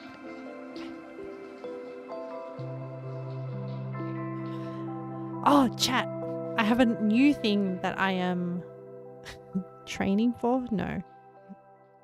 So a friend reached out. Remember, I don't know who was around, but essentially a friend reached out and was like, do you want to go to an EDM music event? Because we caught up and they were saying how like they really, really enjoy it. And I was like, oh, interesting. And I was like kind of curious about it. And they said, oh, the next time I go, you know, I'll invite you along. And I was like, cool, that would be great. So they did invite me. I'm now going to be going to a EDM concert outdoor. It's not a festival because it's one singular act. So I'm now currently in the process of learning what I can about the culture of EDM. It turns out it's so wholesome. Like they have this, okay, I'm gonna tell you what I've learned so far. And if you're into EDM, you can like teach me more, because like I'm anticipating a good time. But oh, hang on. Firstly, let me tell you who the artist is. It is Marlo. So they're doing a tour, and I'll be going. I think it's. I don't know enough to put what subgenre they're in, but I know they're definitely EDM. I don't know whether it's trance. I don't think it's techno. I know there's like there is different classifications, or different people have different like classifications for it, but it's Marlo, spelled M-A-R-L-O. I've been listening to some of their stuff as like part of my training arc, my EDM training arc. I'm taking this seriously, okay? Because like this is a thing that my friend really, really, really likes, and I am going to like give it the best chance to enjoy it. Yeah. So part of it is like, what was I gonna say? Oh yes, they're a very wholesome community. So they have this thing called Pleur. Hang on, let me make sure I get this right. It stands for something. Peace. So I know it's peace, love. I think it's unity and respect. Yep, peace, love, unity, and respect. And I think it came out of the rave culture. But then, is it right to say that EDM music events are raves? Because what I know from mainstream about raves is like they're more hard techno. And I feel like at the moment, EDM has become more mainstream. Anyway, so there's this peace, love, unity thing. There's also I'm doing my thing where I deep dive into this. So there's a thing where they exchange candy, and I was like, oh, what's candy? Turns out they're like, well, okay, this is what I think they are, based off some TikToks that I was watching, is that they're bracelets, and like you exchange them when you meet someone that like you vibe with at the music event. Look, I'm just gonna be happy to have successfully socially navigated my way through one of these events without like pissing anyone off. The other thing on my to-do list, so I need to keep listening to I actually need to sit down and like listen to like a full set by Marlo, just to like, you know, make sure I understand like maybe I'm overthinking this, probably. This is probably all my social anxiety talking, but understand like the ebbs and flows of how the event goes. Because like I don't think that like everything can be high energy all the time, right? So I want to kind of like get a bit more of an understanding of like that as well. And then I also need to organize an outfit, but I don't want to go out. Like I've seen people wear outfits to music festivals, like Coachella and stuff, and I think they're like very, very extreme, or like Burning Man and stuff. So they're more Burning Man feels like it's more artistic. Coachella feels like it's more whimsy or cool or whatever. I think I will just try and find something that kind of like blends in, but just uses stuff that I already have. I hear that like fishnets are a thing. I don't own any fishnet stockings. Maybe I should get some. I've also heard a hack of people being like, just wear your bikini as the thing when you go to EDM. And I was like, okay, maybe I'll do that. Because then I'm a believer in like sustainability. Pop off armor.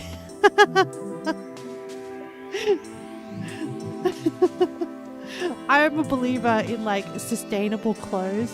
So I try to like get multiple uses out of my clothes. So I'll see if I can, it's kind of fun. It's like kind of fun just like exploring a different culture, like music culture. It's very, very different. And like even So what I've come to also, this is a reflection that I've gleaned by going to a lot of different music events, is that, so I've, in my past, I've gone to like,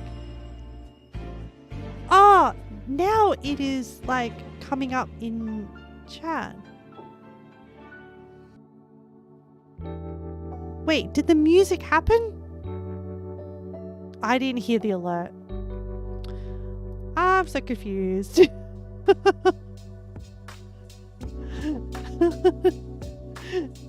Well, once again, thank you Cupcat for subscribing.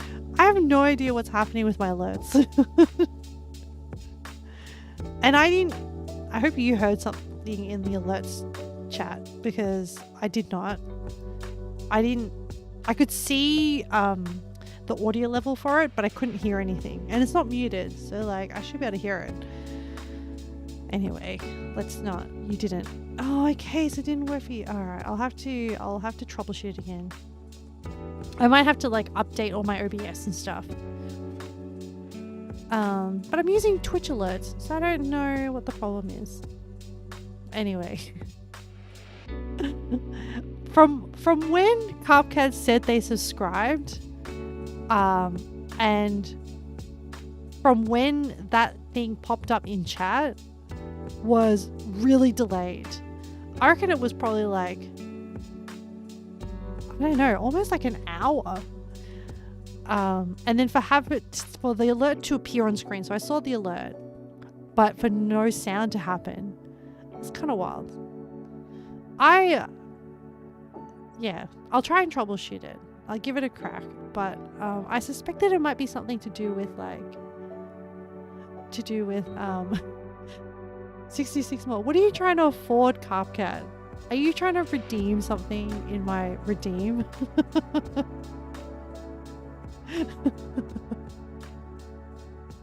Is that why you're counting down? And how did it go from 6 more to 66 more? Like, did you just decide that like, oh, you're gonna wait for the next tier of thing? Anyway, good luck to you. I'm glad it is keeping you entertained. But yeah, I'm on my EDM journey. I'll keep you updated. Oh, my alerts are not working. I did see the shaman blessing. Oh, okay, you want the blessing. You want growth, health, and money. All right, chat. I haven't done this in a while. I'm kind of excited. Okay, I have a whole script that I have to follow. All right, hang on. Because it's going to take a little while, let's disconnect from Minecraft so I don't die.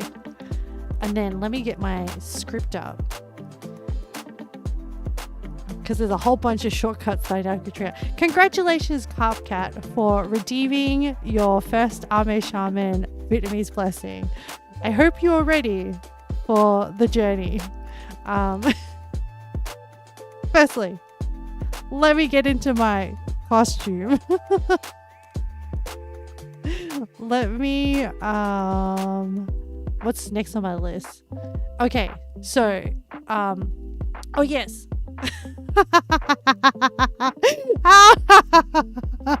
I hope you're ready. So in Vietnamese, I have to refer to you. So Vietnamese is a relative. So instead of like you, I, etc., we use words to sort of define where we are with like relationship with two different people. So can I check with you? I need to note down, would you prefer to be my older brother, my older sister, my younger sibling? So wait, your options are 1, younger sibling, 2, older brother, 3. No, don't worry, Cupcat. We'll get there. So for example, like when I refer to you, when I do this blessing thing, when I refer to you, if you're a younger sibling, we use the word em. I'm giving you a Vietnamese lesson as well. If you're an older brother, I call you an. So this is like what I call you. If you're an older sister, I call you G. If you're a like older aunt, then I call you like Go. If you're a uncle to me, then I call you Ju. If you are a grandmother, I call you Ba. If you are a grandfather, I call you which is where this comes in, because with Vietnamese, it's a very much a respect of relationships. There's a very big thing. And also, I've given you the names. You love the beard. With the names, I've given you the paternal side, but there's also different words for the maternal side for the same relationships. But anyway, I won't confuse you too much. Your choices are, you can decide whether you're a younger sibling. We're getting into role play here, guys. We're getting into role play. You're a younger sibling, you're an older sibling, and then you get to choose male or female, a aunt or uncle, or a grandmother and grandfather. It is China's choice. So I just need to know that. What younger male? Is that what you wanted?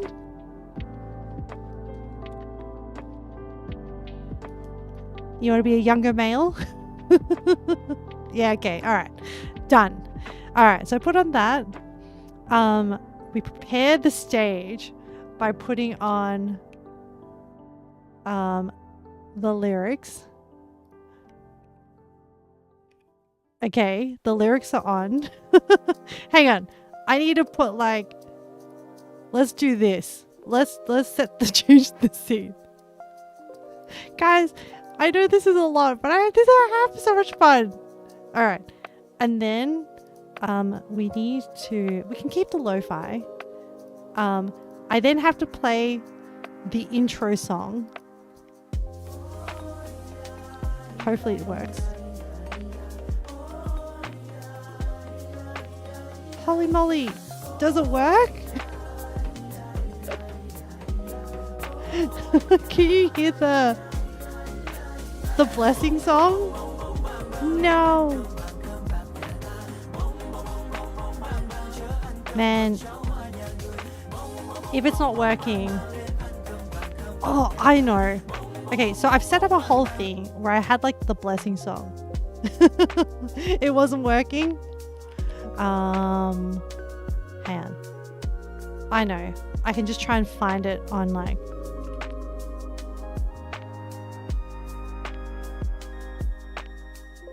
You're just gonna have to hear the proper song.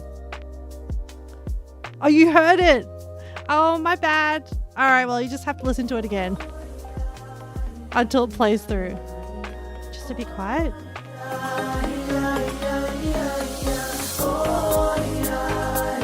You don't really where you speak Vietnamese for a minute. The problem is that I can't.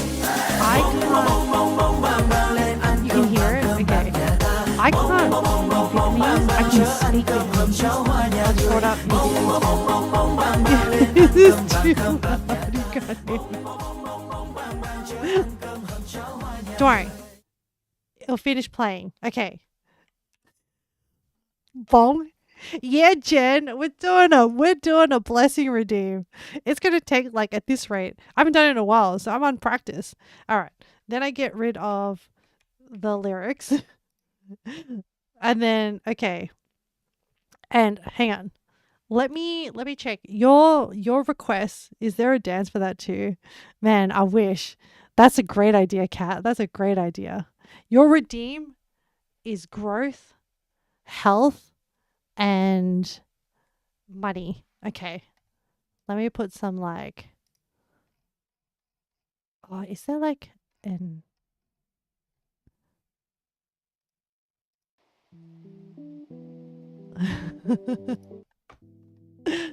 okay.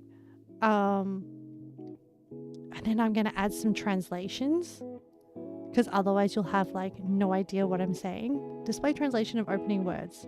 Control B. All right. All right.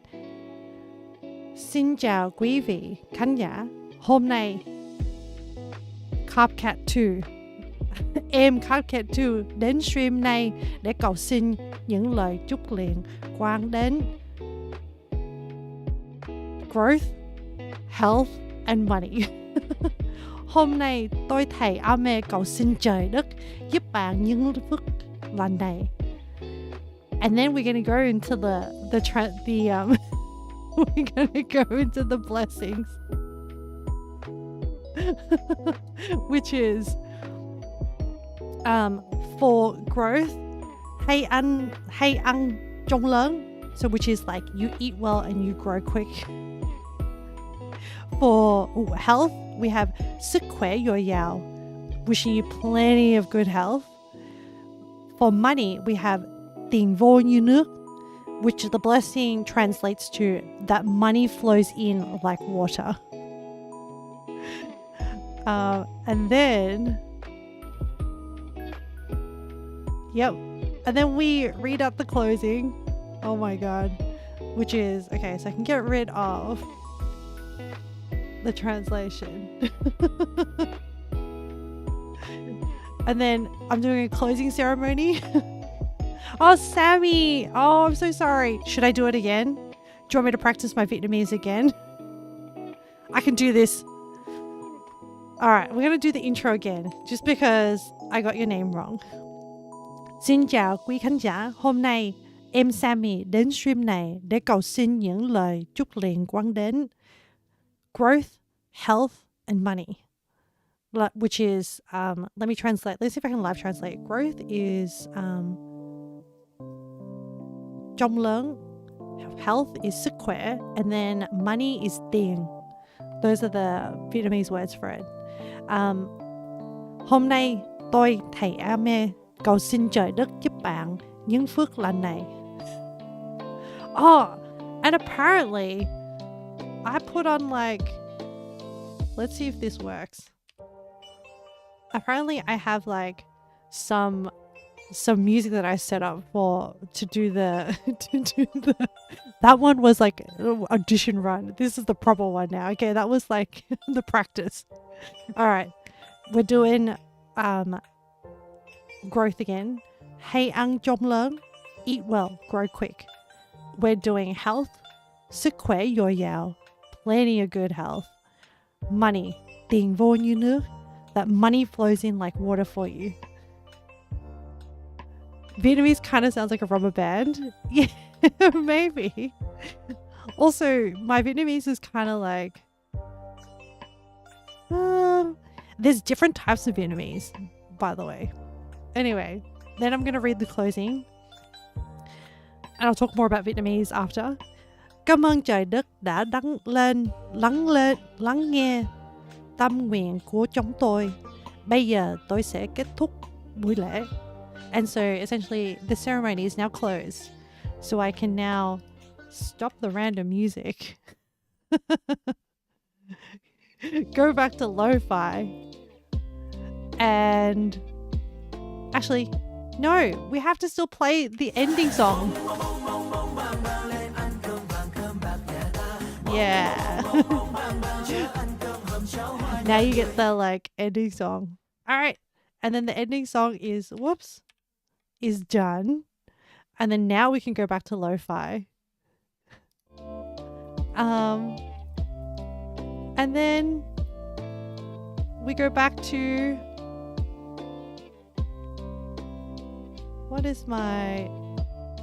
then we go back to Minecraft. Like nothing never happened.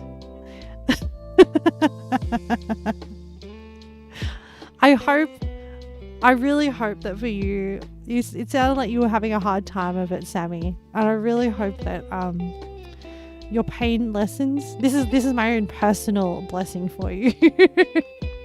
Not one that you redeemed for, but yeah, I hope your pain gets better. I hope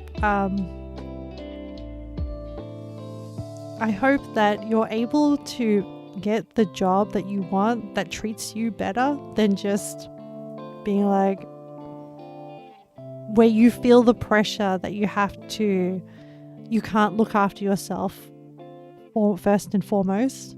Yeah, I just hope you have like a better time of things. Not that you're not, but I just feel like you deserve more. There you go. But yeah, so back to Vietnamese. Yes, there's different styles of Vietnamese. My accent is a southern Vietnamese, because that's mostly where my family's from.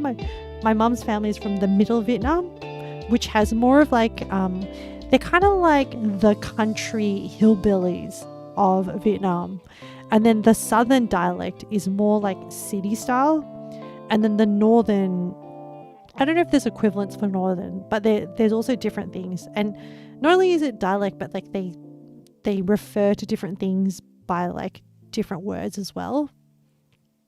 And even within the way that people speak Vietnamese, it can be very harsh as well, depending on what is like. So in my mind, if you've ever gone to a market in Vietnam, there is also a particular like harsh way of talking Vietnamese as well.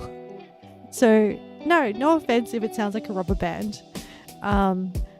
Different things sound different to different people, and you have different frames of reference to understanding things. Accidentally getting the PG alert taper shape. That's okay. I hope you enjoyed your blessing. I had fun. Thank you for triggering it. It's been a while since I've used it. Obviously, I put a lot of effort into setting it up and having it just simmer in the background. I wish I could hear it on my headsets. Otherwise that I could get the full experience as well. But I hope you enjoyed it anyway, as scuffed as it was.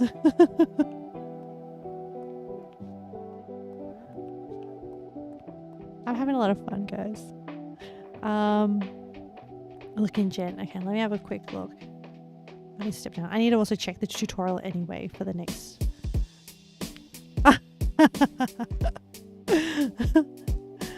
Very, very cute.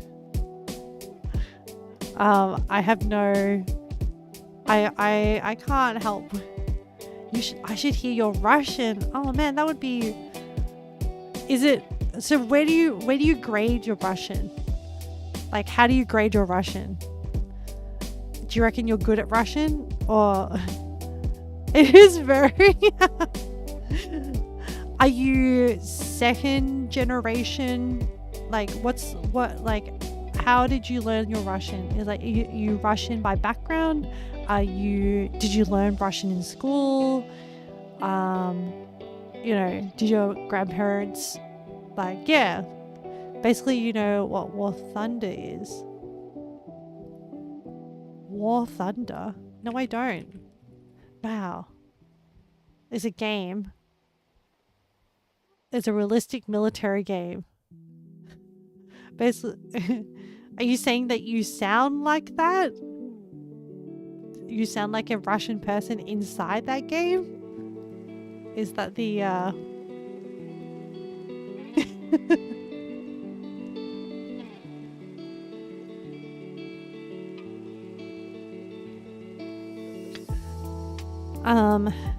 I need to check the next bit. Basically, the most racist in government file releaser fan or whatever you call it is basically teaching me Russian. Oh wait, the game is teaching you Russian. Is that what you're saying? That's so random. Oh, the community is. Oh, the War Thunder community is teaching you Russian. That is interesting. What was I doing? Oh, I was going to check the next step to my build.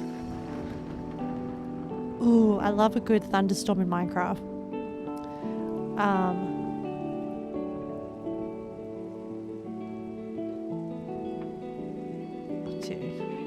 Alright, we're doing some slabs.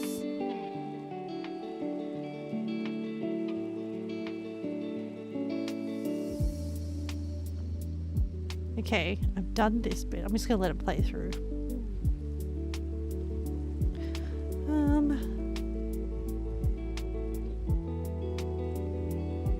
Huh, okay. Yep, I've done all this edging stuff. I'm waiting for the next step.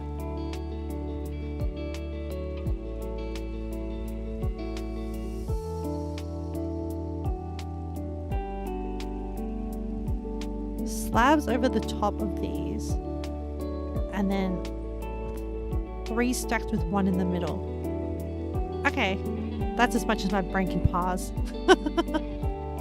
How do you draw scruffy hair? Like, I have a base down, but I don't know how to probably draw it. I probably recommend like just Googling some reference photos and then trying to not trace over it, but like use it as a reference to just sort of like gauge like how low it goes in relation, that kind of thing. Hang on, let me see if like so like for example, I do this a lot. I'm just showing you what my technique. Why don't you know about drawing? Your model says that you know. Yes, but CapCut, what you don't know is I selectively choose what I draw so that I can actually draw it. Scruffy hair, anime, illustration. These are the search terms that I use. Oh, and also, to make things easier, I also add in the word chibi. And then we go through and we look at this. So for example, let me see if I can describe it. Rather than doing the individual strokes, I sort of like, in my mind, just group it. I'm like, that's 1 stroke there. I break it down to like this section is like 1 here. If we're looking at this like guy with this like kind of messy long hair. And like I look at the overall shape as well. So, I wonder whether like, I usually draw on my, can I invite my alt to the Discord server? Why do you need your alt on the Discord server? Why do you need your alt account?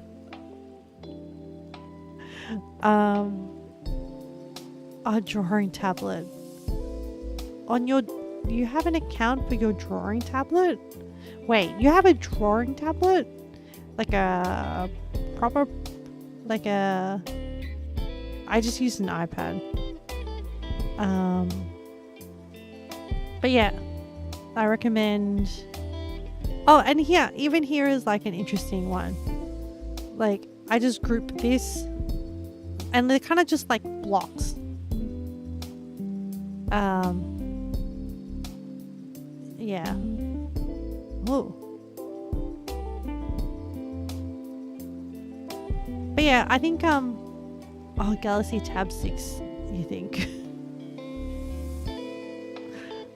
So yeah, I recommend just like having a look at reference photos, and it's about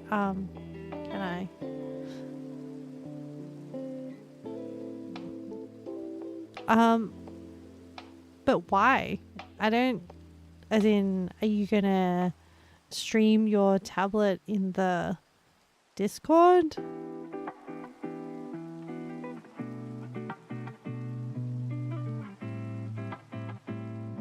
I'm confused as to the rationale.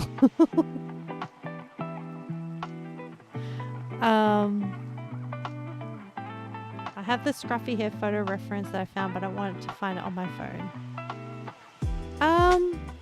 I mean, I can't really like draw it for you. The best is I can just give you pointers and tips of how to do it. So, I mean, even if we see the reference photo, it's more about the general concept of like breaking an image down into its like components and not getting don't get bogged down by like all the feathery bits. Just look at like general shape. So like, for example, I don't want you to draw, I need the experience. Yeah, of course you do. Let me show, I'm trying to think like, where is my,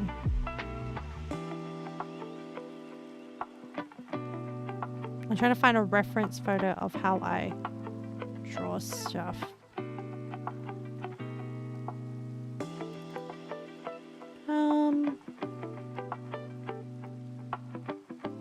I don't even know where I keep my stuff. Oh, my outfits. Here we go. Can I put in... I mean, most of the time my hair is always the same kind of hair. Can I use a browser? Nope, I can't. Anyway, in summary, the advice is just look at your reference photo and then try to break it down into blocks, into like essentially like different petals. And what I mean by that is, like, for example, if you look at like, I think of like hair as like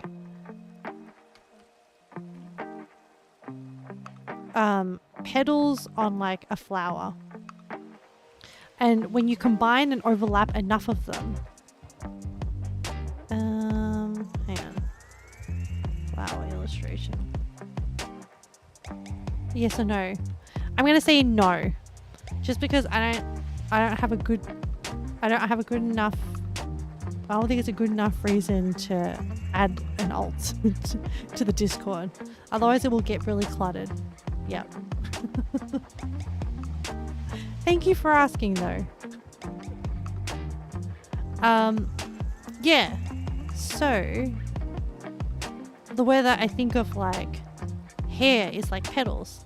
So when you break it down into like different sections, and then when you layer them on top of each other, they eventually start to give the overall effect of hair. And usually with hair, there's like, think about it in terms of like perspective as well. There's a bit that is closer to you, so that's like the front.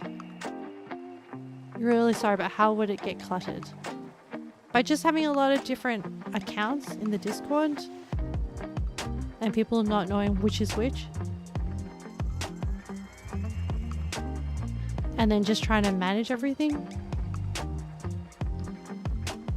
and managing the members.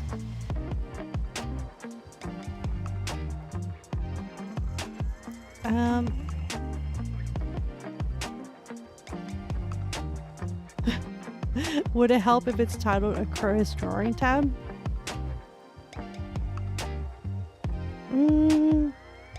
So the interesting thing is like, am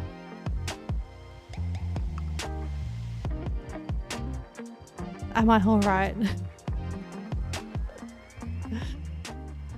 I guess like I haven't really thought about like much more about how to manage the Discord apart from like, oh, individual join the Discord and then they like interact and then they post things and like, you know, update photos or like updates on their lives or like sharing about different things. I haven't thought more about, I've been working hard. Thanks, Kat. I haven't really thought about kind of like what more a Discord could be used for. Oh, Yama. Hello, Yama. Yes, let us take 3 deep breaths.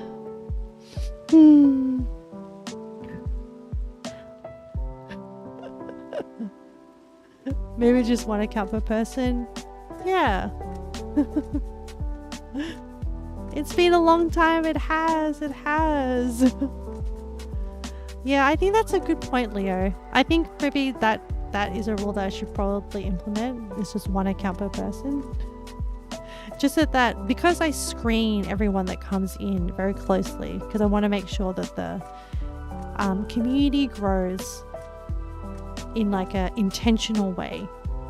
And I don't want to like sort of like say yes to situations for certain things if it doesn't provide like a very good benefit to the overall objective of the Discord, which is a place to share for different people.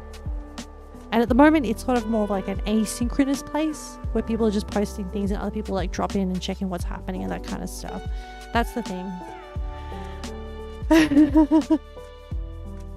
How's everyone? I'm really good. Just posting your art.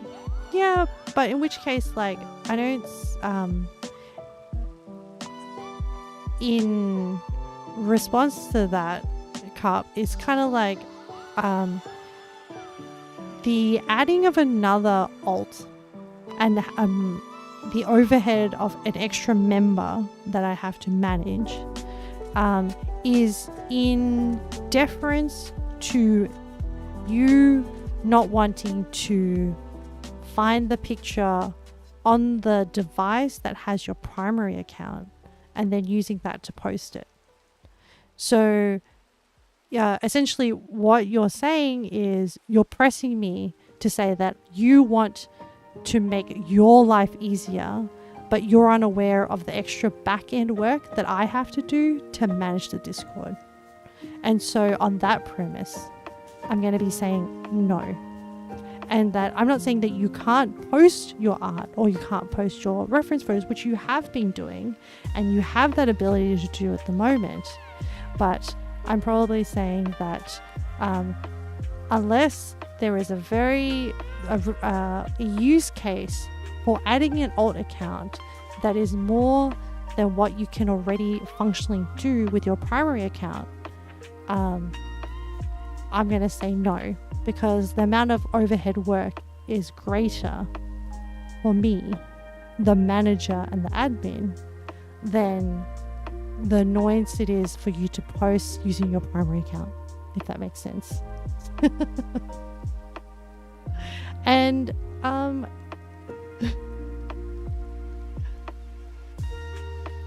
you're sorry? No, that's okay. I think I don't want to dismiss your requests, but I also want to make sure that I clearly explain it, and also so that it's like a fair environment.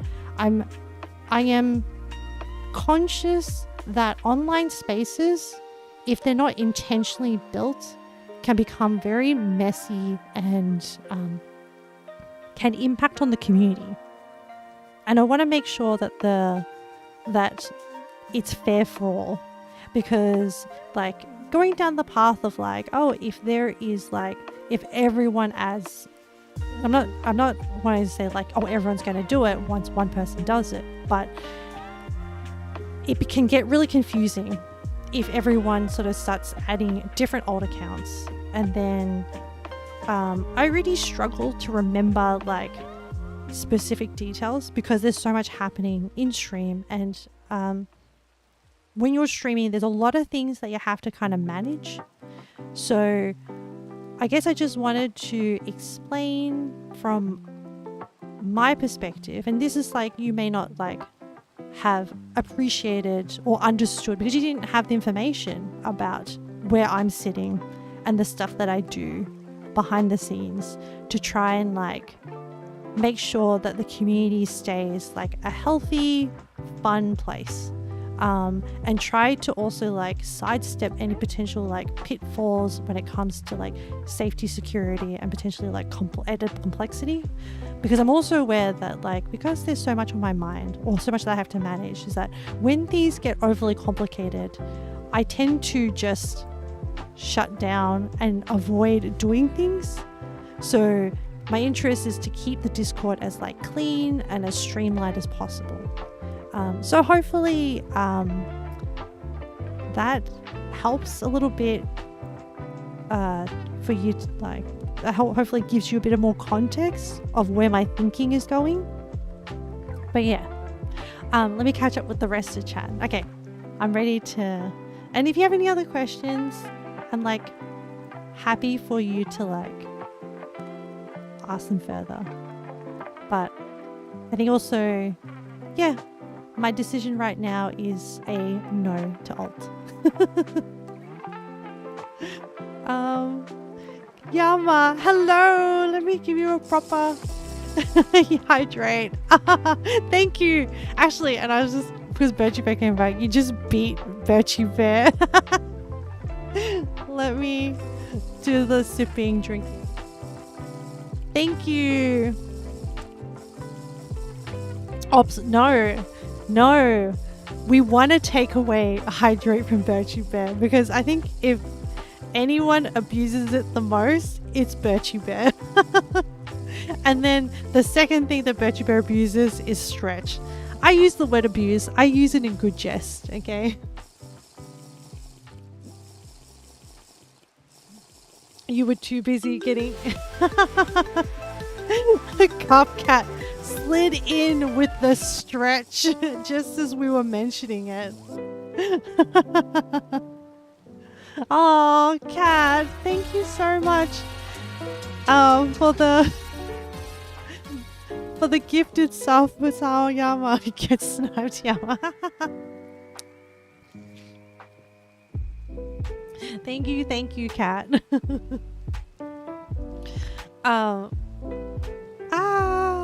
Okay, so we should update Yama on what's happening. Well, in general, Yama, you did ask. I did see it, but we need to respond to it. So what's happening? Hang on, let me give you like a nice rainy Minecraft scene to look upon. We have, well, I can't remember when you last popped in, and don't think that I am letting you get away with not hearing your updates, but I'll go first. I'm curious. I hope you've been well. Also, you don't have to give in to my pressure, my peer pressure. But yeah, so I can't remember when we last saw you, but I've been to Nepal and I've come back. So I did a so pretty much I did a trip via a tour provider to Nepal and Bhutan with a friend, and I use the term friend kind of loosely because I mean, she's still a friend after the trip, but I can comfortably say I will never travel with that person ever again. And going in, I knew that was potentially a risk, that we may not get along, but it turns out that we have very different travel styles, and that the person was, so this person, I only saw them, essentially they're from my old work, and she essentially kind of like love bombed me into being her friend, and I have no objection, because like until someone provides like a reason for me to be like, oh no, I don't want in on this relationship, I'm generally pretty like chill and go with the flow. So she love bombed me, and so then she said, oh, let's go on this trip. And I was like, you know what, I've not been on a tour before, and I have never been to Nepal or Bhutan, so I was like, okay, let's do it. And then we did it. It was really fun. I'm still very, very glad I went. Going in, I knew that the struggles would be, potential struggles would be, I don't know this person super well. I only catch up with them whenever we're in each other's states. We live in different states. Turns out I am more of a nerdy traveler. I like museums. I like history. I like trying out different foods, things like that. They really enjoy, like, their style of travelers. They enjoy like getting dressed up in the native costume, taking photo shoots, doing a lot of they complained that I went to museums, and I was like, oh, and that I read a lot of, like, when I went to museums, I wouldn't just walk through, I would like read the plaques. They actually said to me, oh, how dare they? Yeah, I was kind of like, whoa, okay, I think we're very different people.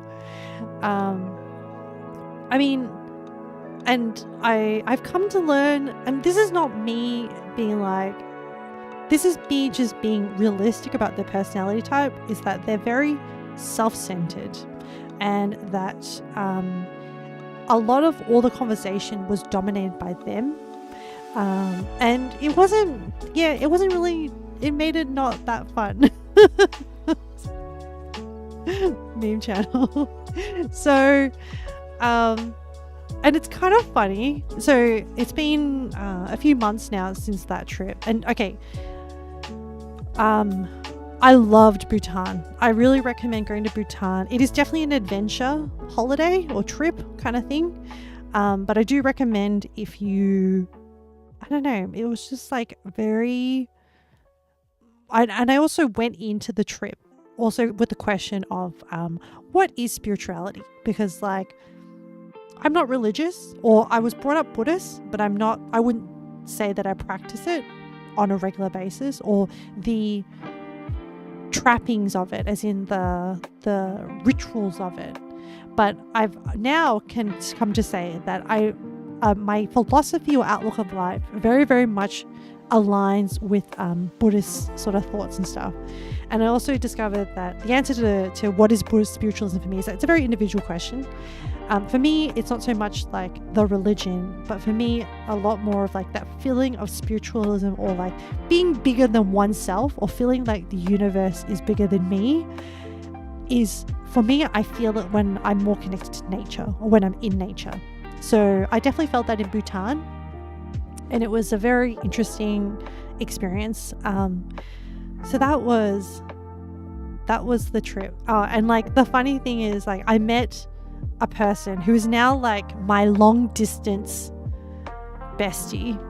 And we, since the trip, like, she's based in Malaysia, and I'm based in Australia, but we've been texting, and like, she's inspired me to get my scuba diving accreditation. So I want to go do that at some point, because she's like a big traveler and a big scuba diver as well. Yeah, I know. So this is what I love about people, and how they are able to, people are so interesting and so inspiring. It's pretty nice. It is. And also, like, I don't want to like toot my own horn, but we did talk the other day, and we touched upon the friend that I went with, and this new friend of mine, this Malaysian friend, was like, so I'm trying to distance myself from that person that she's like, they're not the kind of friendship that I want to cultivate. So I feel like, kind of like, yeah, I'm awesome that I'm maintaining this friendship, and they actually want to chat with me, whereas the other person is not so much, it's not as fun. And I think it's because they feel overwhelmed by a lot of the self-centered talk, because the person's currently dating, so everything is about their dating experiences. It's more adventures and fun. Yes, toot toot. Yes, I am tooting my own horn. Look, I suffered. Well, again, I wouldn't say I suffered. It's not true suffering, but you know, I struggled on the trip with that person. So I like, let me have this chat. Let me have this little, like, you know, little silver lining moment. Let me like, let me just enjoy it. But so that happened. So that was Nepal and Bhutan, and then we had about a month back in Australia, where we tackled a redo of our celebration. Better know it sooner than later. Yeah. And honestly, what did it mean when you smell toast again? I don't know. Is that like a stroke thing, Carp? But yeah, Yama, like, better to know. And honestly, that doing it on a tour was probably the best way to do it, because there were other people on the tour that could distract. I don't know. You'll have to Google it. I don't. That one doesn't come to the top of my head, Carp. I can't give you direction on that one, unfortunately. But yes, and then what was I gonna say? Oh yes. So we had like a month in Australia where so before I went to Nepal and Bhutan, I was kind of feeling a bit overwhelmed, and we did our, was it 6 months chat? 6 months of streaming celebration? I think it was. And it didn't go very well, or I didn't feel like it went very well. I think I have very, very high standards for myself. Anyway, we did a redo, and we decided to do horror game, and we did like a marble run to choose the horror game, and chat put in a bunch of suggestions for different horror games, and we ended up doing 2 of them. We ended up finishing Iron Lung, and we also started playing Manamadan. Iron Lung was suggested by, was it Leo? And then Manamadan was suggested by Penguin. I think, no, Penguin was definitely Manamadan. I can't remember who suggested Iron Lung. Yeah, Toast, your brain just thought for a second. So random, Cup. Did you miss this? Oh, you did? You wasn't there too? That's okay. That's okay.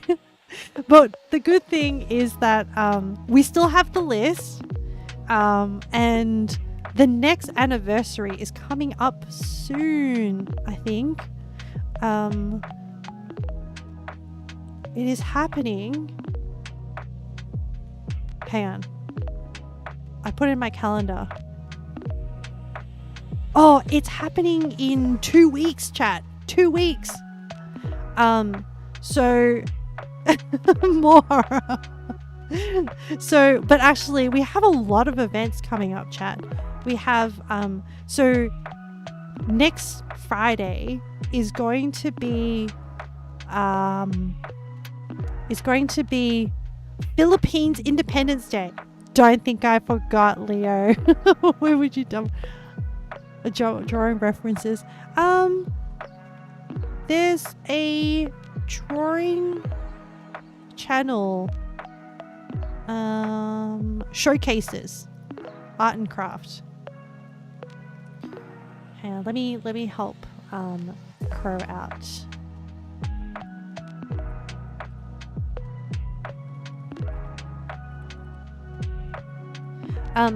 Yeah, so there's quite a few things that we're going to be doing. So we have, next Friday is Philippines. I need to do like a deep dive on like what we're cooking and Philippines.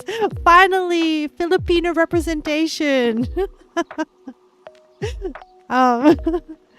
So I might need your guidance, Leo, on like potential foods, but I need to do a deep dive. Oh, actually, well, I mean, you'll suggest some stuff, but I am Vietnamese, but Leo is of Filipino background, and I looked up a public holiday, so we're actually celebrating next Friday Philippines Independence Day.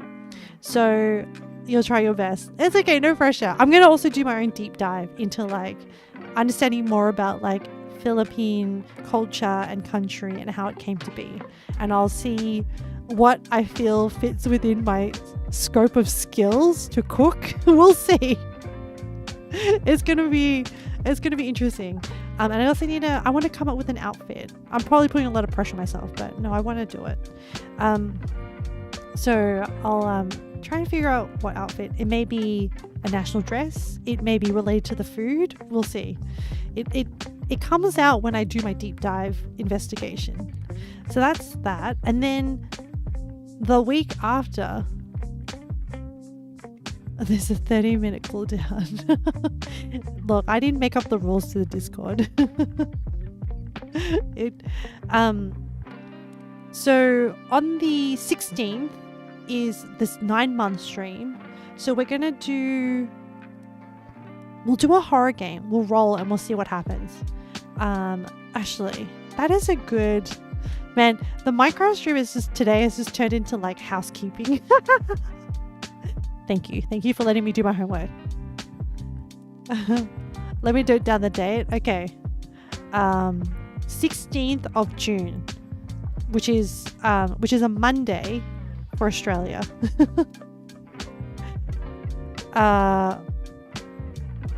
So hang on. What are we gonna do? We're going to I was gonna check my list. So we have I think I should have a list of horror game lists. So we have on the list Outlast, Me Side, Still Wakes the Deep, Little Nightmares, Fran Bow, Penko Park, which, okay, I know is not really horror, but I need like an underdog that will give me a reprieve from the horror. Slay the Princess, Mouthwashing, Soma, Darkwood, Amnesia the Dark Descent, and Little Hope. Actually, I need to, I should have like, uh-oh. Yeah.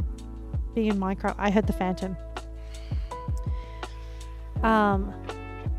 Save yourself, do not play Mouthwashing. I didn't put that was chat. Chat added to the horror list, and this is the rule with the horror stream, is that this is a chance for chat to celebrate by adding to the list, and then potentially, and it may not roll because it's going to be a random marble run roll, which reminds me I need to poor Anya. Yeah, which reminds me we need to set up a stream where we do the marble. Oh, we have to pick a stream where we run the marble run, maybe at the end of the Philippines stream. When is the next marble stream? So the way that it will work is that before the horror stream, we'll do the marble run. So it'll be at the end of the Philippines cooking stream. I'll hop on and then we'll do the marble run. And then we'll see what game happens. So that gives me enough time to organize the winning game and get it set up on like OBS and stuff and actually buy it. I haven't bought all these games yet. I need to purchase them all.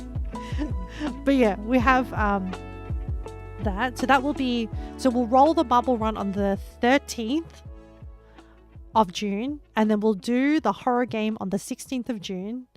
And then what else is happening in June? Yep. Oh, and then there's going to be Canada Day on the 20th. Okay, so we're celebrating it on the 27th of June. And then in July, we're going to celebrate. You should do Ice Scramble Beaver Tails for Canada Day. I'll have to look into Beaver Tails. We are also going to do US Independence Day, just for representation of all the US people. And I think there's also like, I remember Jen was part of this conversation. There is also going to be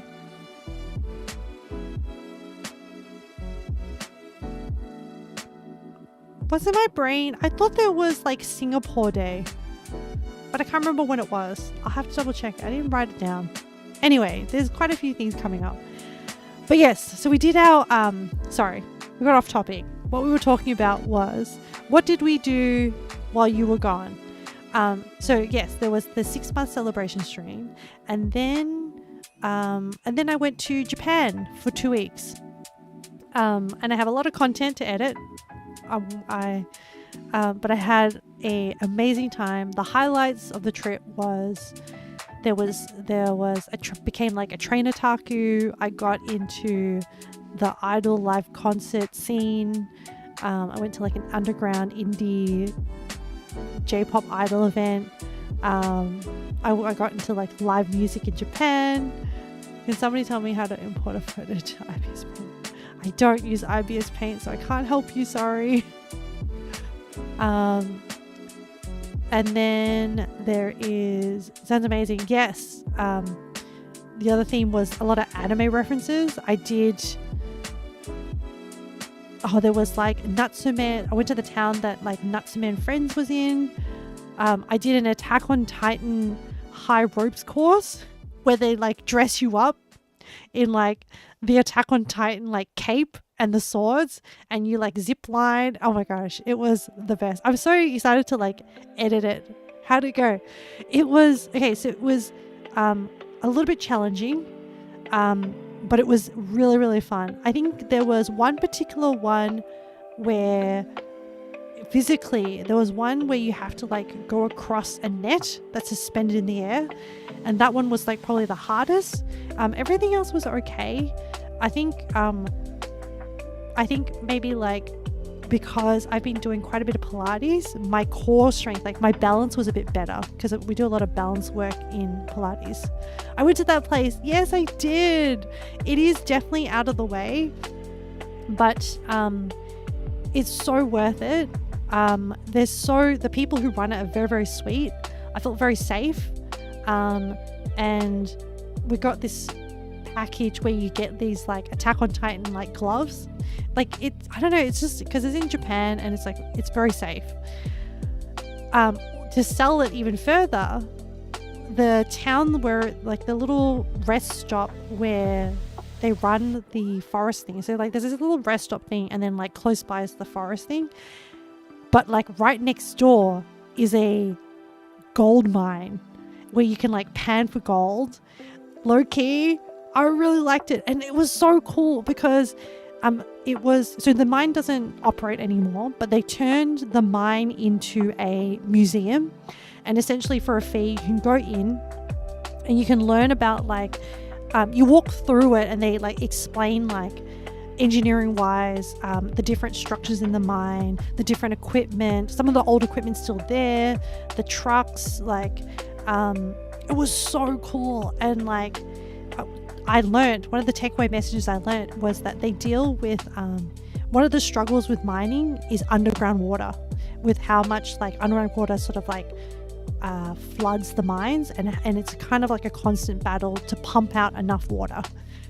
It's so cool, chat. It's so cool. So, yeah. So I don't really get to, like, honestly, like, best day ever. Like, Attack on Titan, and then I get to like learn about gold mining. So we'll be getting a Nepal, Bhutan, and yes, you will. You absolutely will. I can't promise when it will happen because I've learned that long edits are really hard.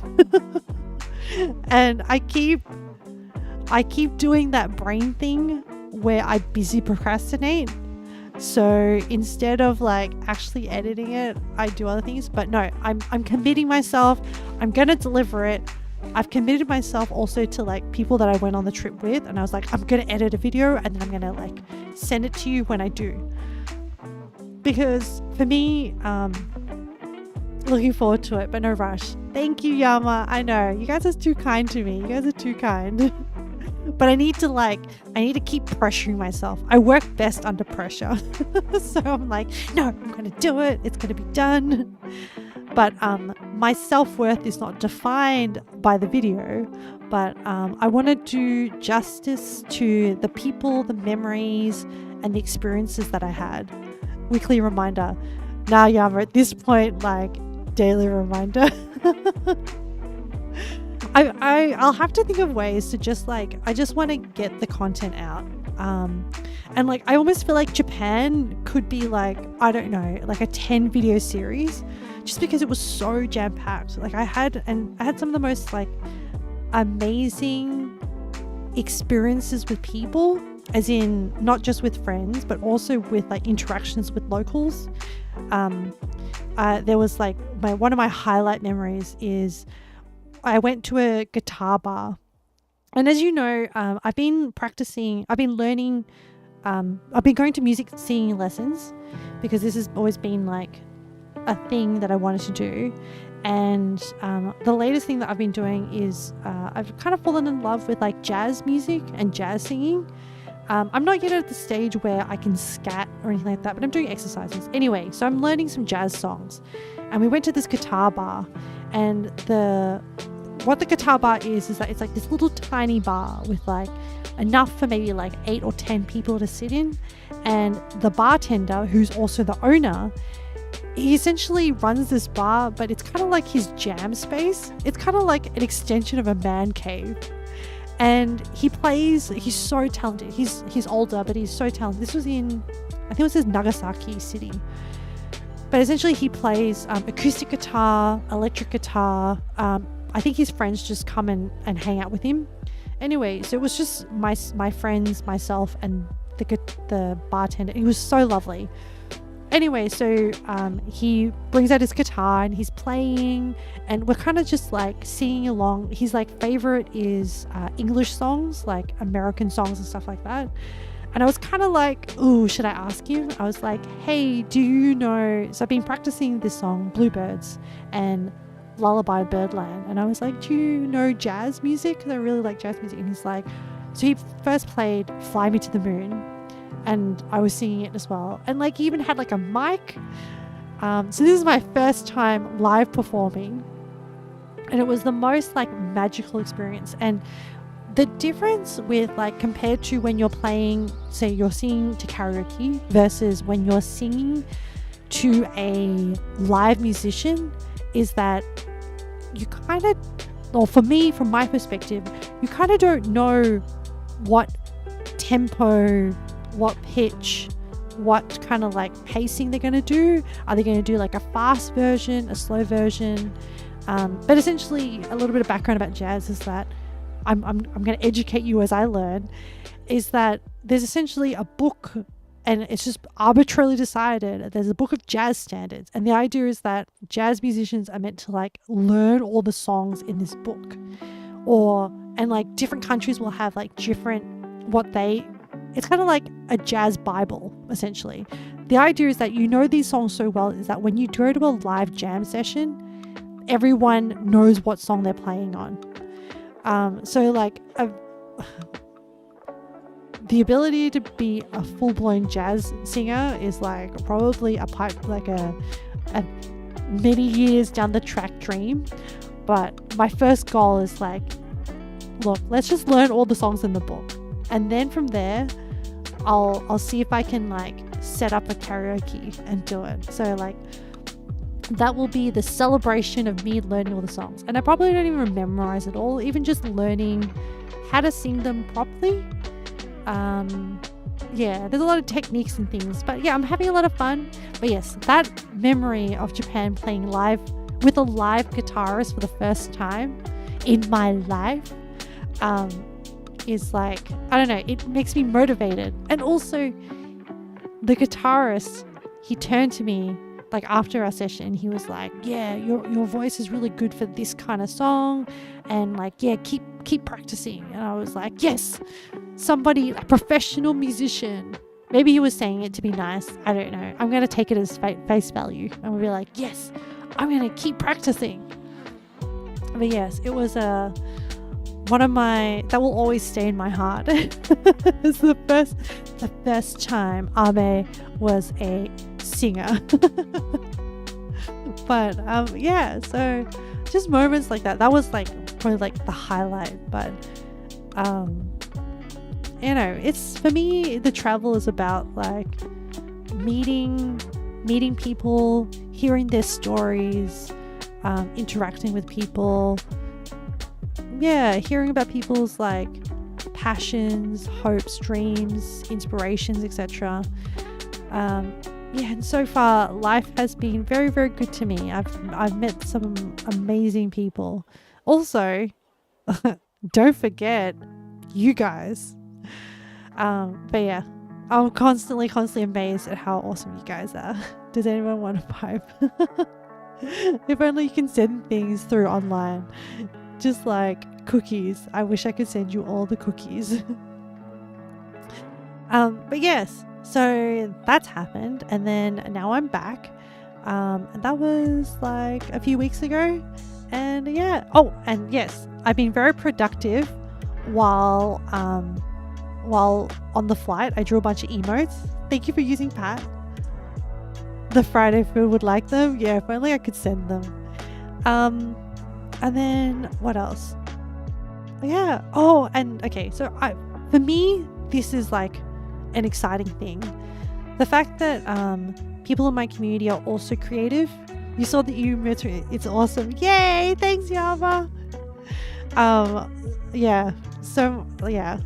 I just have so much fun with the emotes, guys. Thank you for giving me the space to express my creativity. All of those emotes come from like, you know, different animes that I've watched, like just different things that vibe with me, different cute things that I've experienced while even on this journey of like, I think the pat one, I didn't realize how much of a pat emote thing it was until like I was spending more time in the streaming space. Yes, the other big thing is not so much a me achievement or anything, but just more of a I love that my community is also creative and have their own passions, and I know that some people in the community are like streaming and enjoying their own journeys on that. Also, like, you know, some people are artistic, and I don't know, it's just like thank you for involving me in your journeys and giving me an insight into where things are going with you. And like, it doesn't always have to be like amazing, great things. Like, you can just thank you so much for sharing, guys. And like, you work some Afghani wolfits for making my pipes better.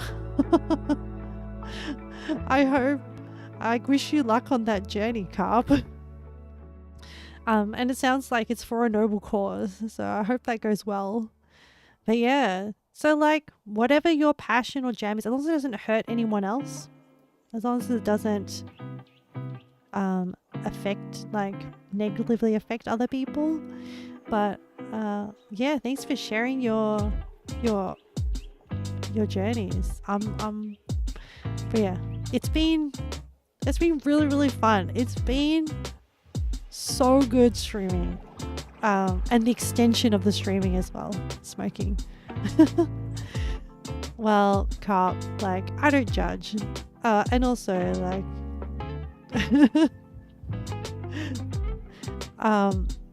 the only problem with smoking, I don't know what the impact of like marijuana smoke on lungs are, and whether you have the same potential problems with like throat or mouth cancer. Look, I mean, I don't expect an answer. It's more of a musing on my brain. I probably am curious about the studies. And it might be like, maybe it's like a different method. Anyway, this is my pharmacist brain getting away with me with posing curious questions. But yes. So yeah, sorry for the long-winded update, but thanks for asking, Yama. I hope you've been well. I am very curious, but I'm respectful of your boundaries. Thank you for the updates. Yeah, I'm glad. Not too much because it makes most of their pain go away. And yeah, when people are working with actually how do we to stop them from, you know what, themselves. That's I mean, I think the lesson in life is that there's like pros and cons to every situation, and as long as the pros outweigh the cons, yeah, like if the bad outcome is like so bad, then a lot of it justifies that. But yes, okay. Now, if anyone else wants to share about their life updates and where they're up to, please feel free to. I'm just gonna get back to the category of Minecraft building that I advertise myself as. Otherwise, I feel like I'm not doing my job. Wait, what is my job? Who knows? What a philosophical question. I forgot where I was up to. Oh, that's right. I was doing the little 3 slabs in the middle. Okay, we can do that. I'm determined to like progress some bits for this. But yes, I hope the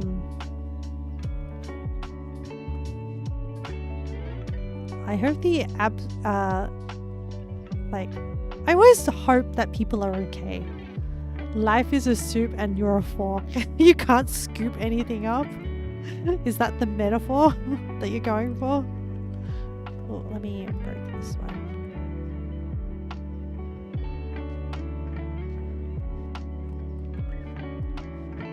But yeah, I really, really want to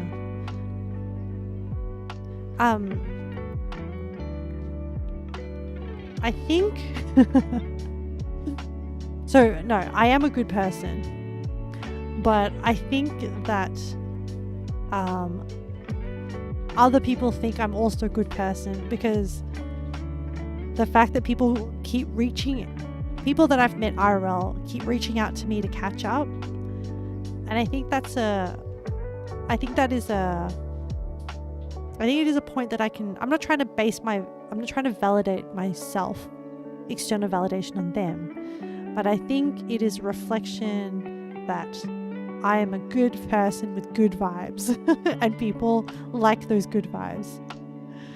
You found a pin with an opossum and it said that on it.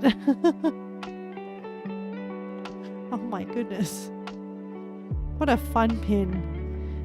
Okay, next step of the build. So I've done that one. Oh, you're doing good. Just the usual daily life of an adult, but I have 2 weddings coming up to attend and one is in Bali, so I guess it would be a short break. Can I play some 1812 Overture? Yeah, but that's so fun. I hope you have a good time in Bali. And I hope I hope the weddings are good. Bali always has like really good weather. So I hope you have fun. 1812 Overture.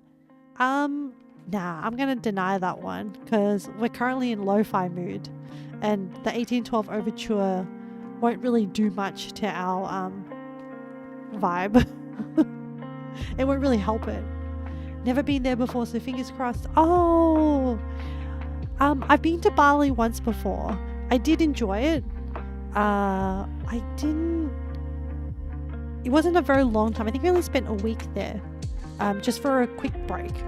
And from what I remember, it was I think what I really enjoyed about Bali was when I went, it was a while ago now, but and this was like before all the stuff happened in the world. It's 2019. And I'm glad I went once you reflect on what happened afterwards. But from what I remember, what I really enjoyed was that it definitely felt like a different culture, and it definitely felt like people in Bali really enjoyed, like really lived their way of life that was different to other countries I've been to. I'm so curious about what Leo was going to say. I feel like Leo didn't forget, but maybe is like rethought about asking the question, maybe. It's fine. We won't put Leo under scrutiny. But yeah, I hope I'm excited to hear how your experiences about it go. You don't know. It's okay, Leo. It's okay. I'm curious to hear what your experiences are when you come back, Yama. Yama's married now. Yeah. We can. That was the question. Yes. Married. Yeah. Did we celebrate it? I can't remember if we did, but we definitely wished you once. Memory not failed. Yeah. And you had a specific word for it. Oh my gosh. It's like you did the civil ceremony. I hate that I can't remember, because like at the time you like instead of using the word wedding, you also use this word. It's like marriage synonyms. I'm not going to put the pressure on you to look it up. I'm going to look it up. It's like a word that's used in Singapore quite a bit. Civil partnership? No. Solemnization. Yes, that's the word. Solemnization. It's kind of like so I learnt about this from Ram. I learnt about this in so I don't know if Singaporeans know, but in Singapore, in is it the National Gallery of Singapore? It's like, it used to be these law courts or law buildings that then was like refurbished and redone into the National Gallery. And inside the National Gallery is a section on like a bit of a historical section. And like the National Gallery itself is beautiful. Like the renovations are amazing. But there are a lot of like historical tidbits thrown around in the National Gallery. But there's a whole section on what kind of defines Singapore and makes it the country it is. And there is a section on like different laws that were passed, or notable laws that were passed, laws that sort of and this is a free exhibit, by the way, that celebrates or not celebrates, like respects women.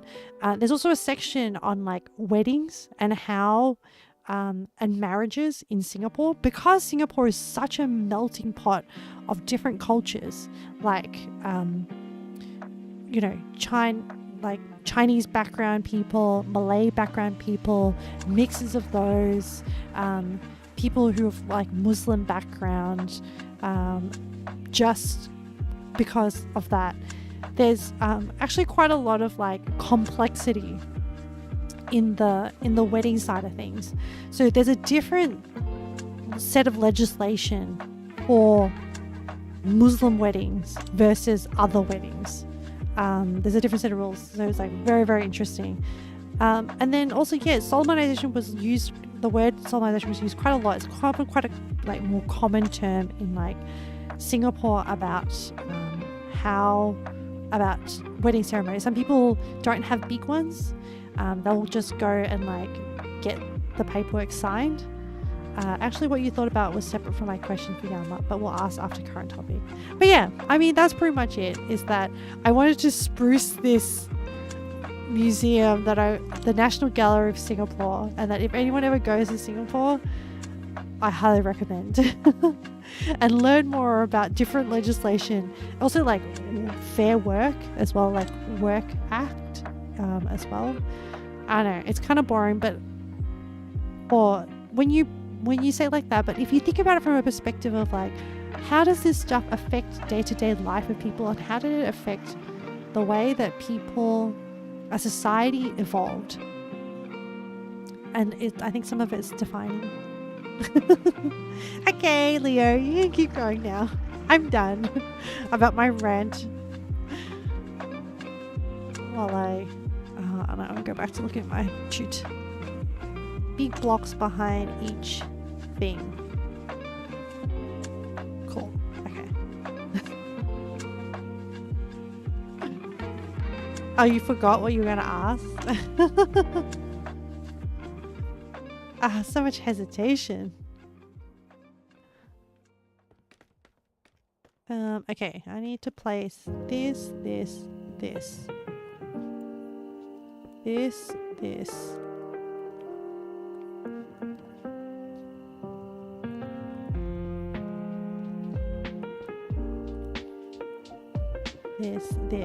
Okay. Oh, one more. This.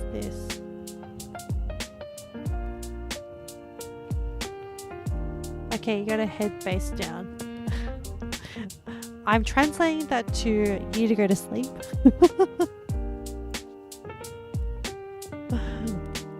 I hope you feel better, Carp. Oh, you're gonna put your head down and focus on drawing. Okay. Good luck. Good luck with your drawing. I'm continuing. I will be here, continuing with my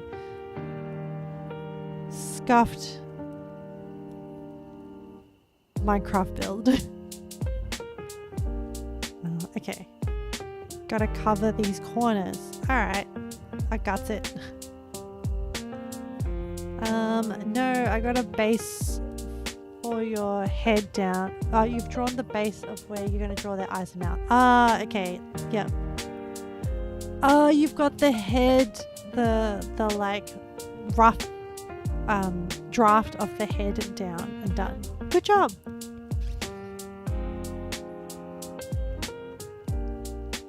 Very good job. I'll celebrate your wins. Alright, I need to cover these corners with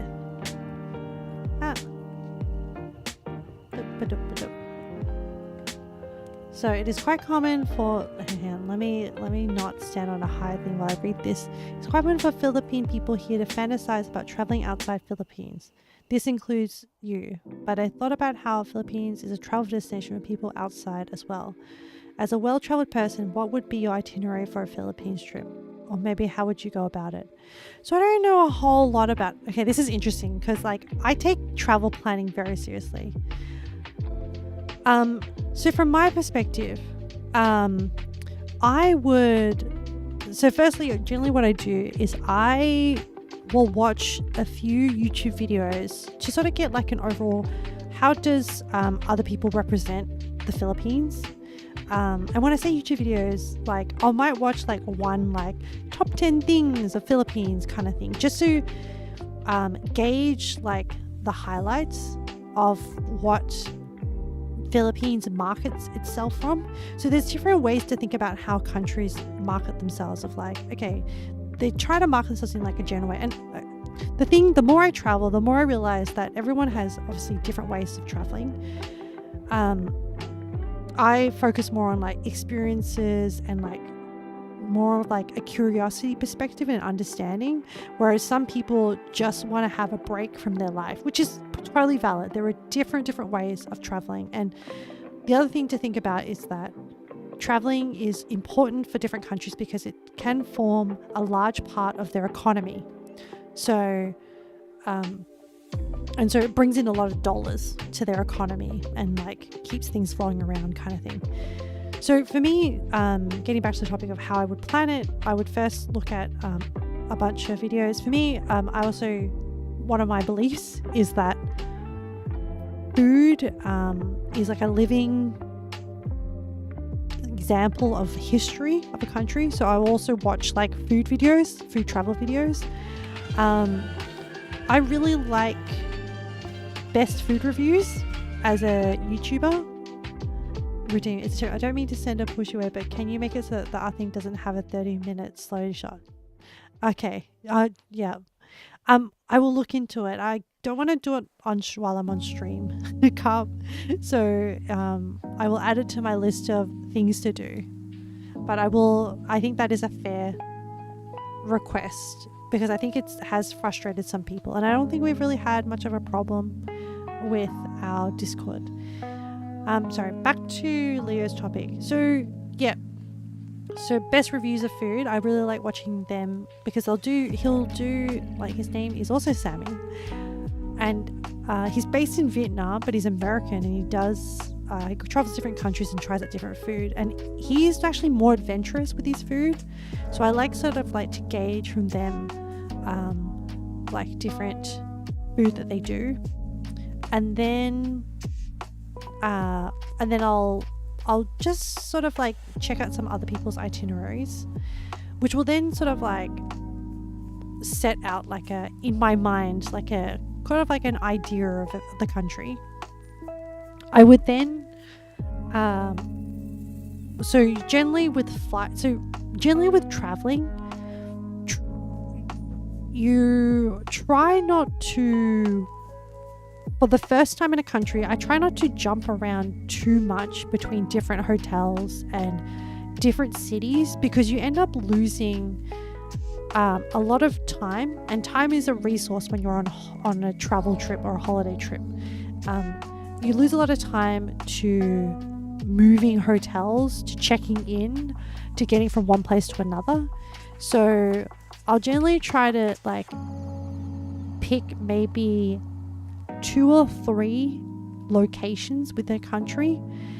So for example, when you fly in, you sort of like, and usually when I look for neighborhoods to stay in, I also like zoom in on Google Maps to check out. So like obviously if I did Philippines, I'll probably zoom into like the main city, which is Manila. and see what it's known for. Like, is there a nightlife? Is it more about religion, or is it centered around a river? Like, what's the energy of the city? Like, what do people do? And the only example I can give is, like, for example, Thailand. When I was planning that, they have a river that runs through the city. So, like, stay in an area at a time. Food is the soul of the place, and history stuff in popular places. Yeah. And with our popular places, I'll usually grade it as to whether it will interest me or not. Because the problem with popular places is that because it is popular, it usually draws quite a big crowd, and sometimes you can lose a lot of time to getting it done. And does it give enough return? Like, I'll pick like one or two like religious sites, for example, if we're doing religious sites like temples and stuff. But if you do all of them, you kind of generally know what the vibe is. Crowded Mila, like, yeah. So yeah, it's just about also evaluating as well. And then also, like, bonus points. In my mind, it's kind of like a flexible priority list. It's kind of like, oh, okay, so if it's a popular site, is there something interesting that personally interests me? So is there something kind of like architecture that's really interesting? I'll also try and build in there some experiences. So things like activities.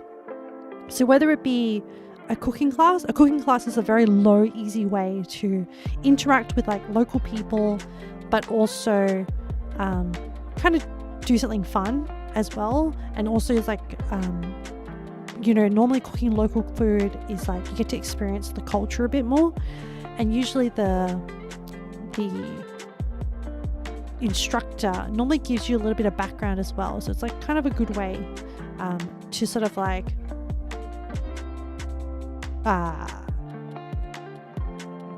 get a bit more of a personal brush with the local culture. I also try and find sometimes like a food tours, especially like nighttime food tours that involve like quite a few restaurants, because then it's also a really good way, especially for countries where I don't speak the language, a really good way to get like a cheat sheet of the food and also because the food tours will often take you to different neighborhoods and suburbs. So generally I would say pick 2 to 3 locations, find a food tour, do some research into food, because like everyone eats, guys, and like, yeah. And then history stuff, popular places, and then experiences. And is there anything that makes that town, province, city unique? For example, when I was in Kumamoto, Kuma River was like quite famous, and one of the experiences I found was I went whitewater rafting down the river. When another example is in Kyushu, one of the famous areas is in Miyazaki, which is a prefecture inside the island of Kyushu.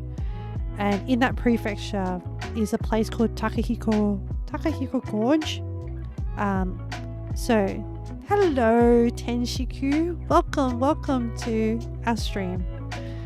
In case you don't know, my name's Ame, and I'm a variety streamer, and I'm a PNG, and we're currently talking about I'm giving Leo, one of our chatters, a very long-winded answer to a question. But yeah, so, and all I can do is give you my take, Leo, on how I approach it. So I'm so invested from when you eventually get to travel. I'm very excited for when you get to travel, because I want to be there for it. And I'm happy to help organize itinerary if that day comes. Carp, you learned how to speak barcode. I don't know what that means. I don't know what speaking barcode means. Is it like a beep boop kind of language? But yeah. It sounds kind of interesting. Okay. I hope you enjoyed that. It's what the different lines mean. How much did you spend estimate for the Japan trip, if you're comfortable sharing? Yes, so that is a very interesting question. I would probably say okay, this is, if I knew, it's really bad. I don't have a general budget for 2 weeks. I'm gonna have to, okay, I want to answer you. I do. The problem is I haven't done the maths for it yet. So this is going to be I'm gonna tally it up and then I'm going to share it with you in Discord. Because it's not that I'm gatekeeping, it's that I legitimately ballpark. So we're not talking flights. We'll just talk. Okay, let me see if I can do like a live ballpark figure. Okay, so accommodation per night in Japan is about, so I'm going to talk in AUD, about 100 to 150. You could swim there, save money. Roll a boat, Leo, roll a boat. About 100 AUD. And also, what I've also heard is that prices in major cities in Japan, like Tokyo, Kyoto and stuff, has gotten more expensive. So I would, and like you could probably get that price down to, so if you stay in business hotels, which are still very clean, but they're a smaller square footage. Yeah, I know. It's okay, so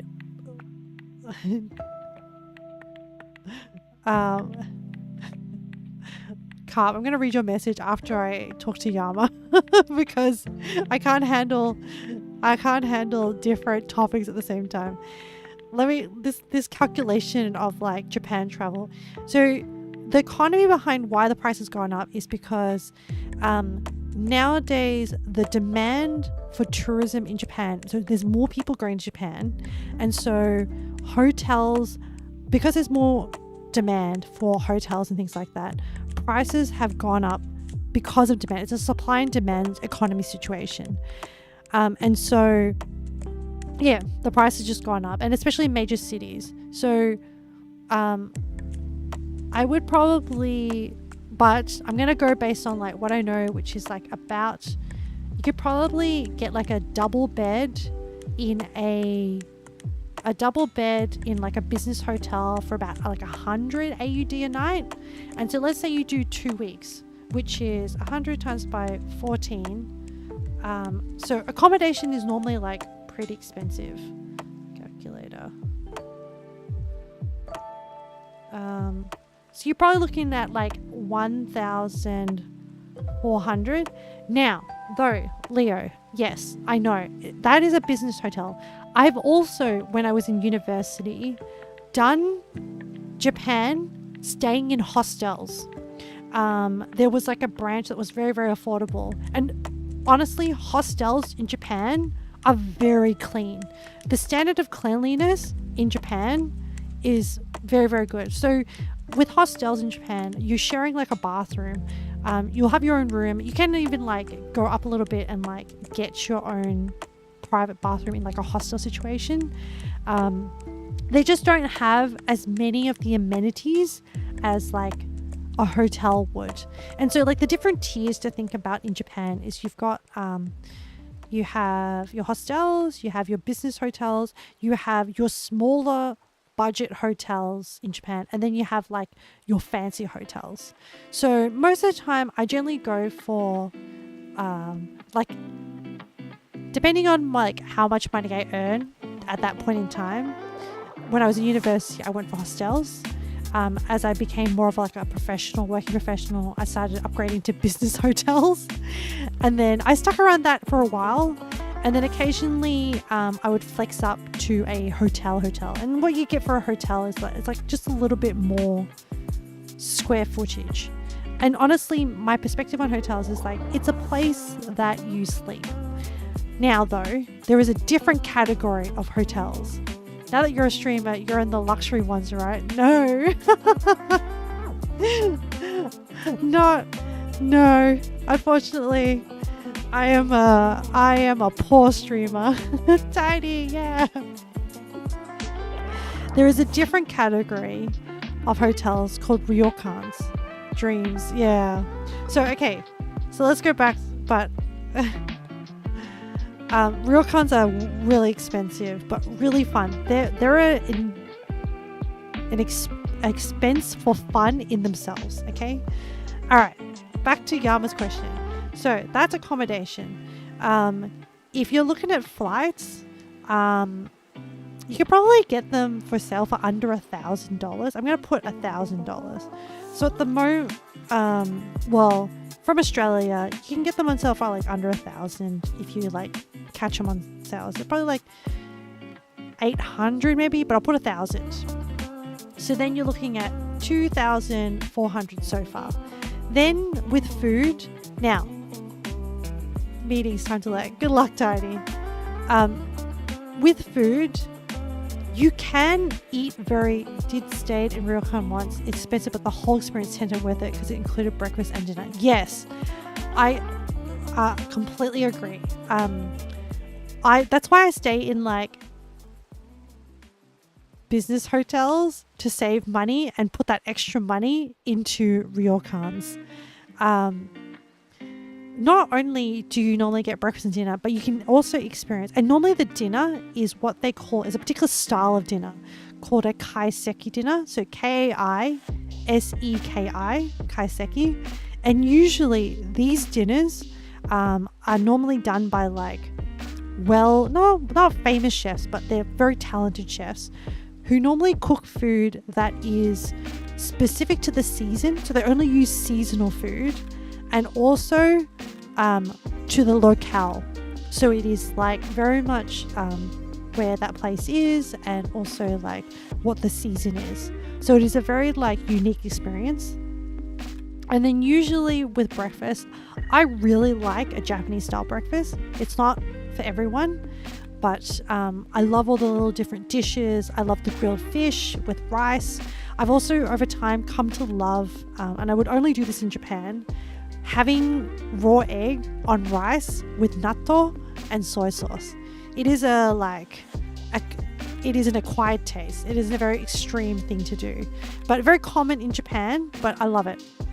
And then, so I do recommend the ryokan. So ryokan, let's say you want to like have a proper experience. So ryokan would set you back anywhere between a night. So within the category of ryokan, you want to try natto. I actually like it.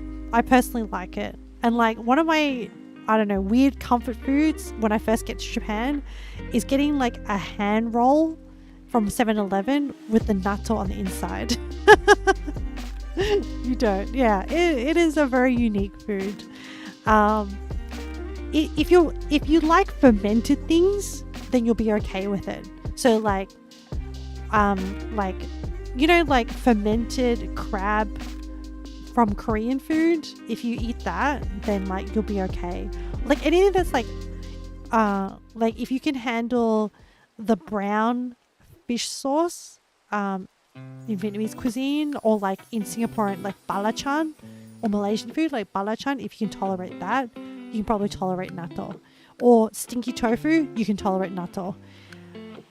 But yeah, let's say you do a ryokan because you want to have the experience. And within ryokan, you can get like a budget ryokan, which you can give you some of the experience, or the like high-end one. Let's put ourselves in like the middle. So it's like, let's say, I think like 400 AUD is probably like a medium range. A really expensive one is probably like 800. So this is, what are we up to now? 2,800. So that's one night ryokan. Oh, but we can save one night in a business hotel. So it's like 2,700 is where we're sitting now with food. So so what kind of food experience are you looking at? Because you can go high end in Japan, but you can also go budget. So like a bowl of ramen will set you back 1,000 yen, or if you add more toppings and stuff, maybe like 1,500 yen. For like one more, like, you know.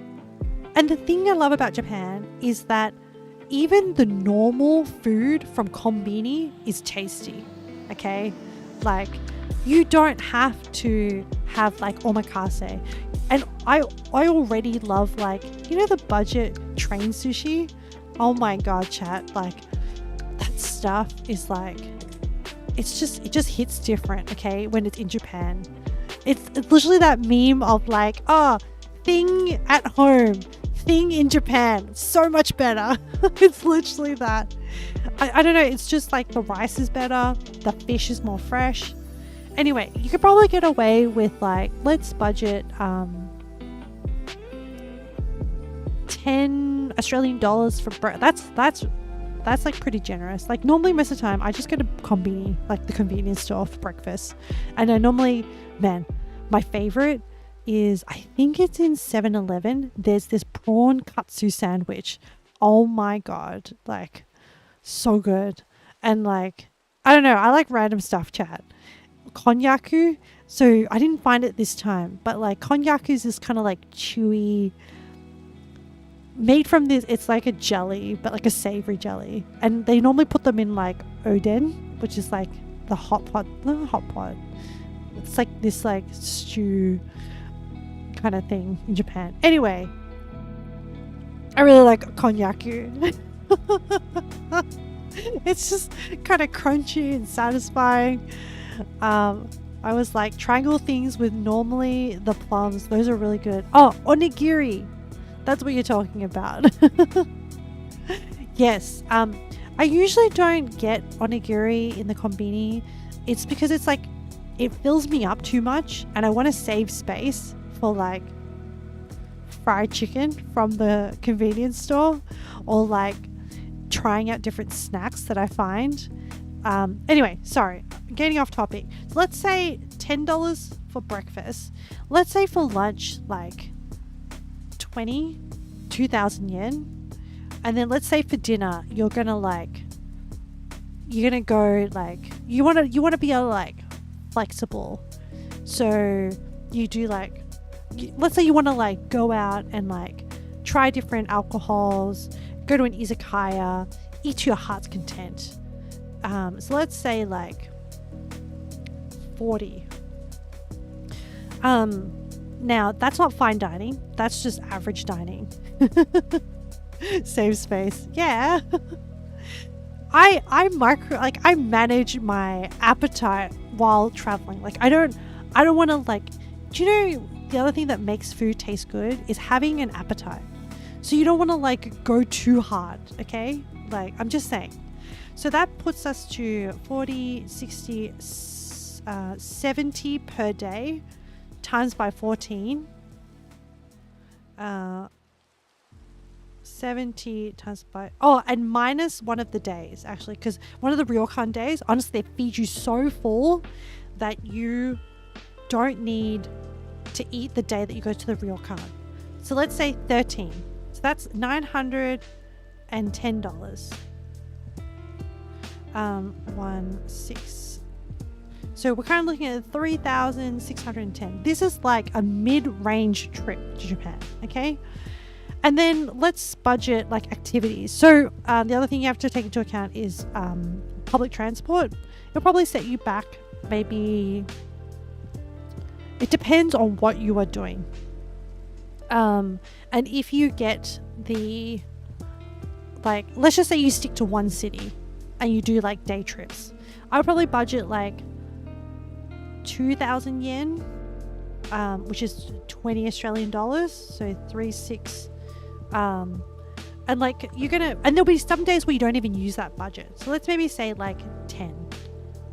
Because there'll be days where you just like wander around the city, where your hotel, you already paid money for the hotel in the city. So like you're going to wander around, walk around. And the best way to explore Japan is just to get lost with like Google Maps, of course. So currently at 3,750 Australian AUD. So we've done accommodation, we've put in a ryokan, we've put in a food budget, we've put in a transportation budget, and if you want to travel to other cities, then that's going to cost, because Shinkansen's not cheap. It's about, if you're to pay out of pocket, it's about but you also don't have to take the Shinkansen. There are other trains that are a bit slower. So this is one of those situations where you're like, do I want to save time by paying more money, or do I want to save money and just enjoy the slow pace of moving between a city on like a normal train, like a normal speed train? Because you can do that actually. And you can make it a whole thing at stopping at certain spots and staying at certain spots. I've done that as well. So I won't talk about Shinkansens in this because it really depends on where you're going. Yeah. So, and the way that I do it nowadays is I also hire a car. So I split the cost with my friends. So it becomes a bit more manageable. And then, did we already talk about flights? We did. I think we did. We said 1,000. So you're probably looking at like, to do it medium level, probably like 4,000 to 5,000 AUD, which is what is that in like, what's the exchange rate? Let me convert that AUD to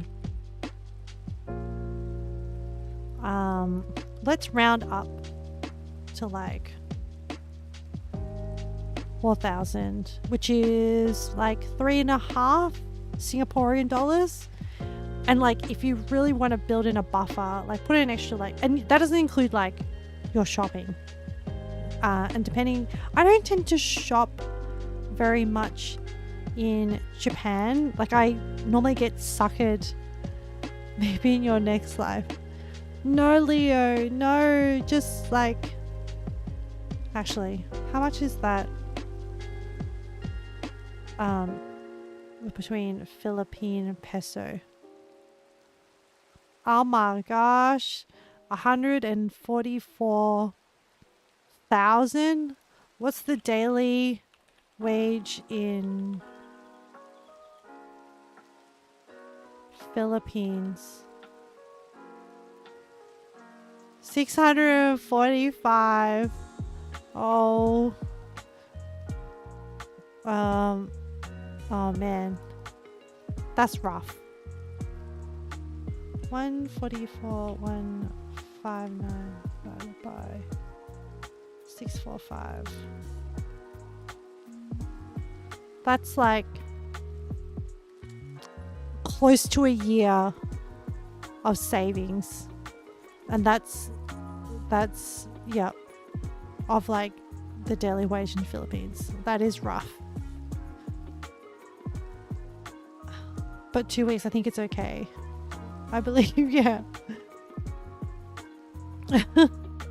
So, remember, Leo, don't be overwhelmed. Just take it one step at a time.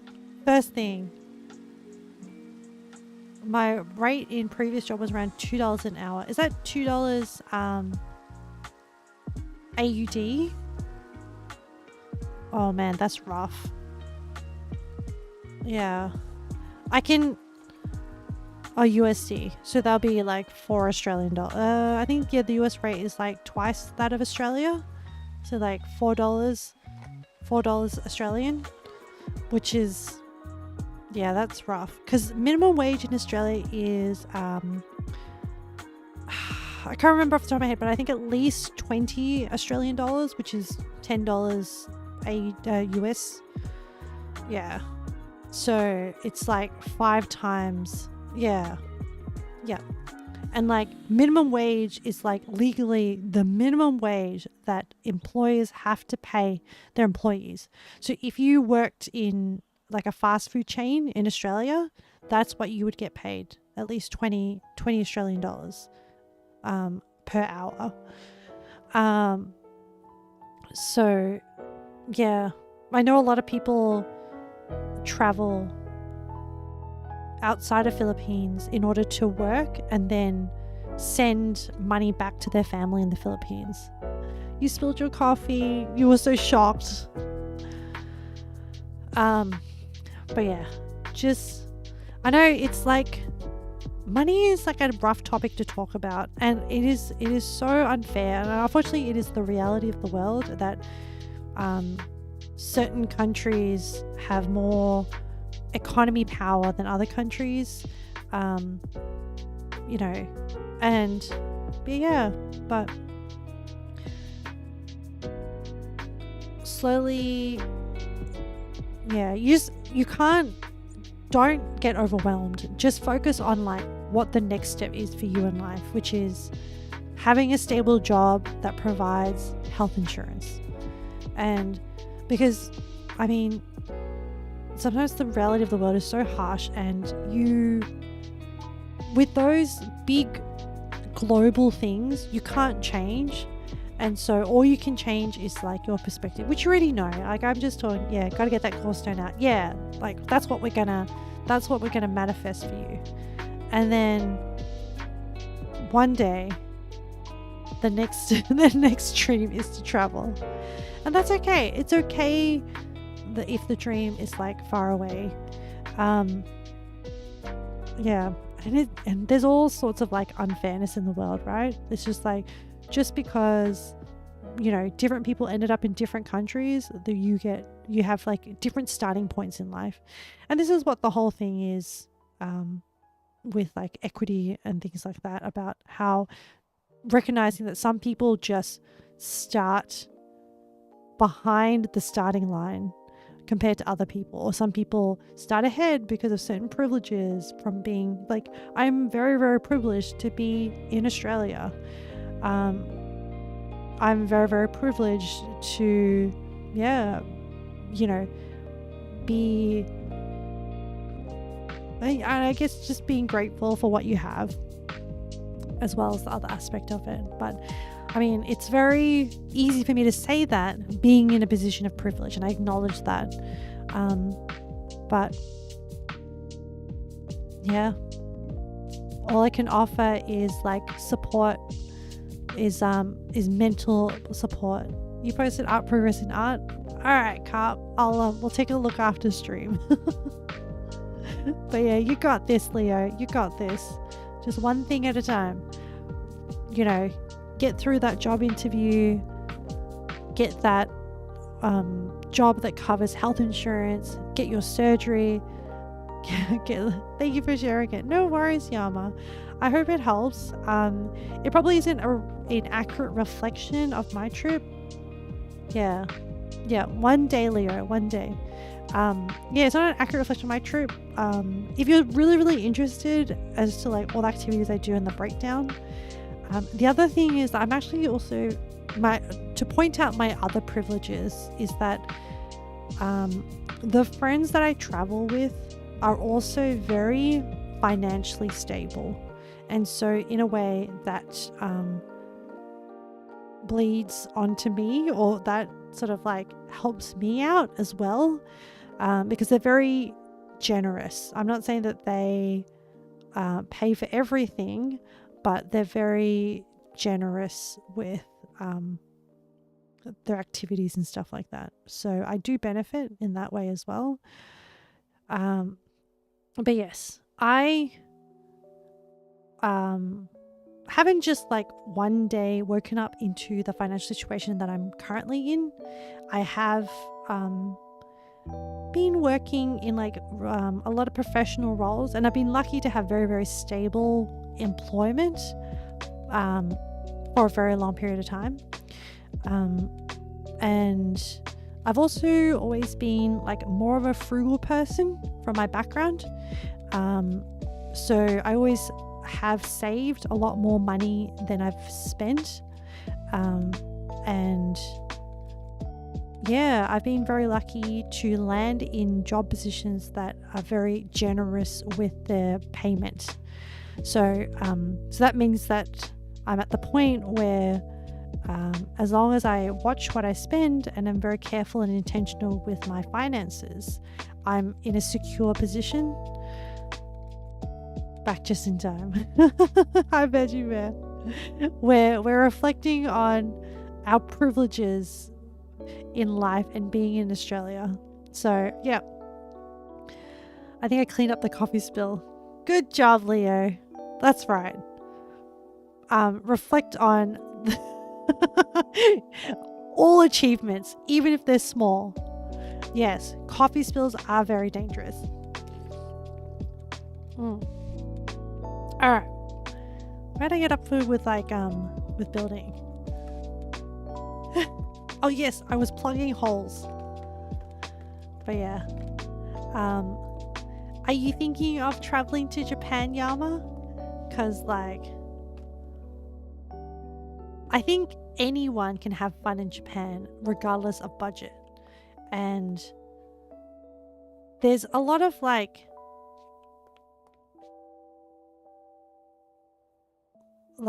low budget things that you can do in Japan that is not just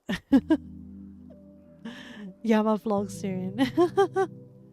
Yeah, I would watch a Yama vlog. Oh my goodness, chat, it is we've almost been streaming for enough time that it's almost time for a wrap up. How long has it been? Hang on, I need to look at my stats. Stream manager. It is almost 4 hours. Okay, chat. Nearly 4 hours.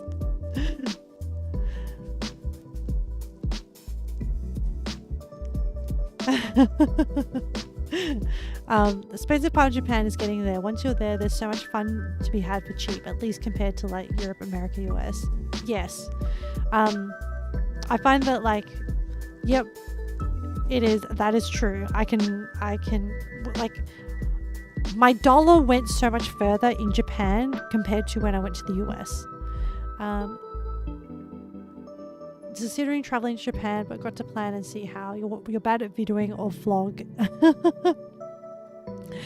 All right. I mean, no pressure. It is quite an overhead, and sometimes like you don't want to be videoing all the time. You just want to enjoy. You're back to get in some walking before I finish. So if you go over an hour, then nah. I do need to finish up. I want to do some more edits. And I want to. Oh, I have another friend catch up tonight. So I do need to finish at a realistic time because I have to catch a train to go visit my friend. So can't go too over. When people are being friends. Okay. In which case, I think we would probably we'll disconnect and we'll start doing our wrap up. Chat. A little rough retro. Look, I cleaned it up, chat. I'm winning at life. Now, I have not forgotten. There was a highlighted comment from Carpcat. 2 boneless, skinless chicken breasts, 2 teaspoons of seasoning, cooking oil, butter, garlic, heavy cream, parmesan, salt, pepper, chopped parsley, fettuccine. Oh, are you looking at the pricing of making a Tuscan chicken? Because that's, oh no, you don't have sun-dried tomatoes, so it's not a Tuscan chicken recipe. My bad. But it feels like it's definitely a cooking recipe. Sounds delicious though. Pretty good base. Fettuccine Alfredo. Yeah, sounds really good.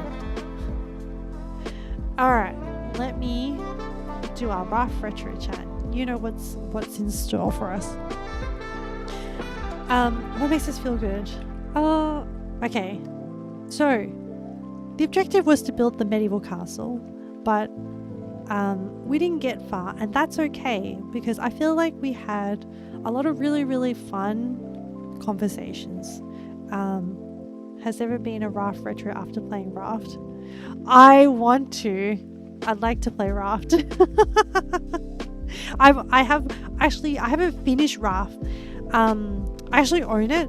I haven't finished it. I've gotten, and I think the game is finished now. Like, I was playing it during lockdown as it was coming out, each chapter. So I think we need to do like on the list. But my gaming list chat is like, my gaming list is so long. Hang on, let me go to Island just quickly.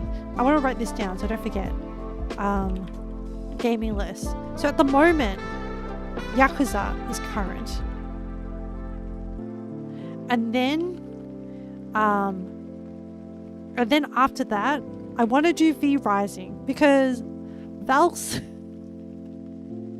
other people's builds in V Rising is making me be like, I want a pretty vampire castle too. Yeah. Valk influence. Hell yeah. I told you it doesn't take a lot to influence me. So I want to do V Rising. And then I don't know. Like, I hesitate to put Raft, but because I feel like I'm gonna get influenced into something else. So the gaming list just keeps growing.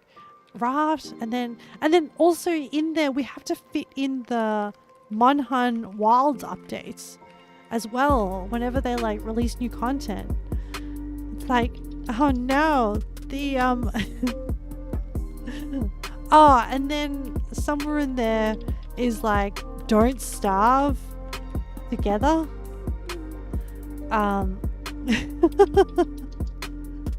That Akuma quest. You haven't seen me Akuma punch? No, I don't. Oh, bye, Carp. Thank you for hanging out in chat. I will check out your pics later. 5-day streams, I see. Oh my gosh. So don't starve together because Leo floated the idea of playing it, and I think Kat, I don't mean to dob you in, but I was told, a little birdie told me, aka Leo, said that you were interested in playing as well. Dobbed in, yeah. Yeah. So I don't know how this is all gonna fit in, but yes.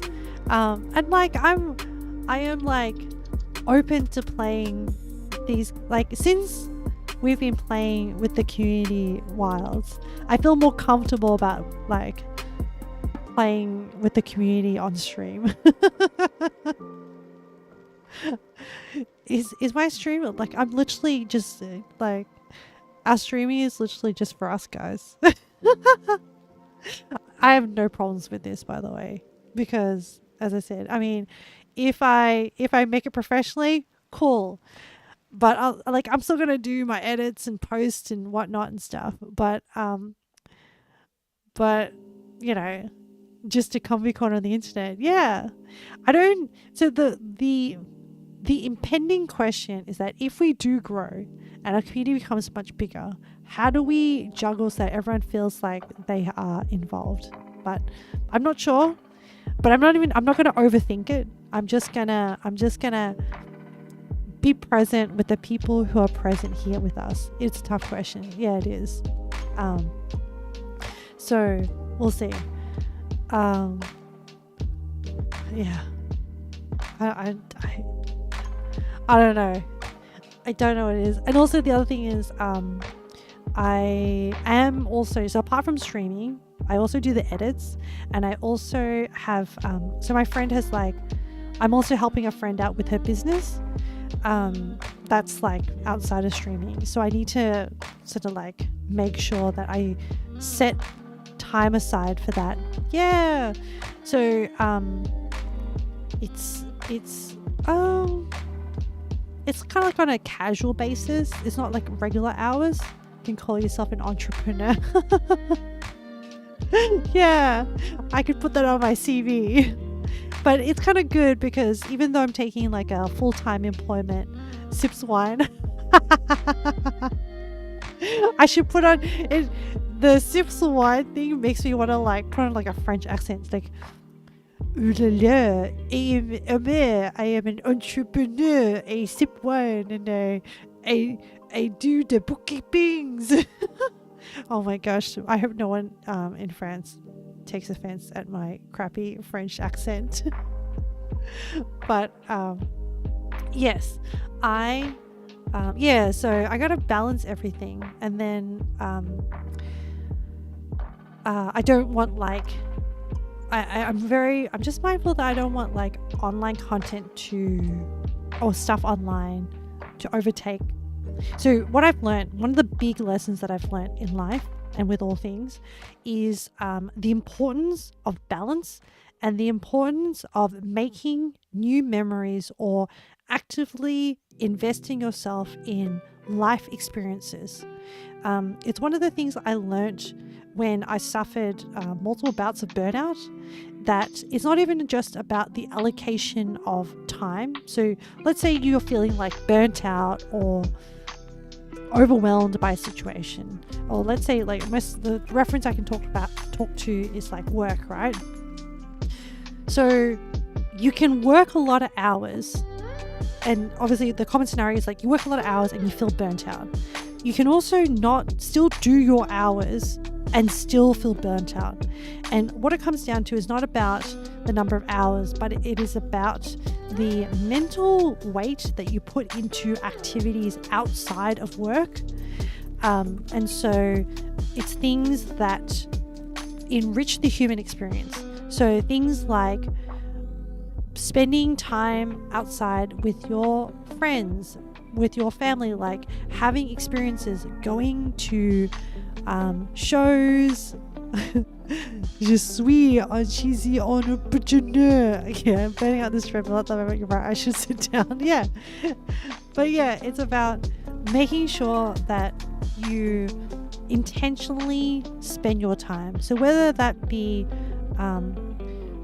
sometimes like I like to play games even outside of streaming, like Monster Hunter, because sometimes the streaming aspect can burn me out, and I'm very careful that I'm enjoying streaming so much that I do not want to burn out from streaming and just completely like crash and like shut down kind of thing. So I'm being very mindful and intentional that I still am doing things. Where's magnify?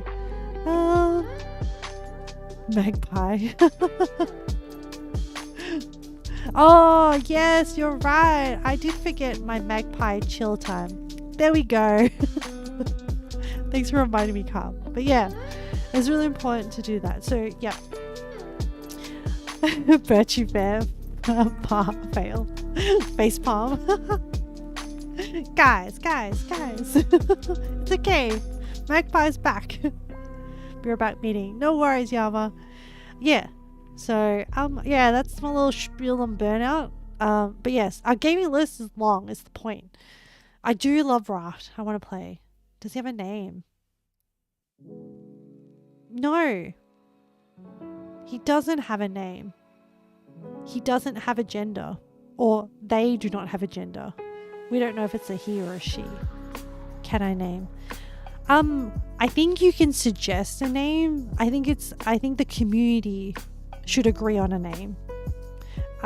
Because the magpie is a representation of chat. So I think it's unfair if just one person names the magpie. But you can suggest a name, and then other people can suggest a name. Maybe there's no rush to name our magpie. Maybe I will give everyone time until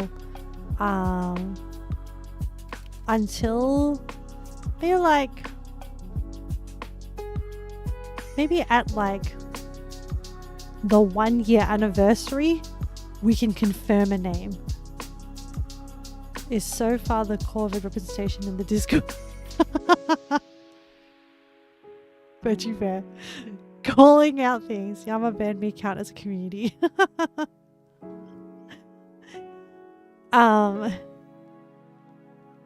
Yama Bear, you can just throw in a name, reckon. Throw in a name. Yeah.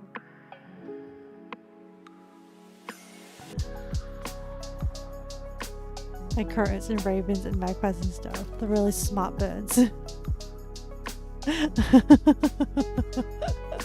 Like shiny things.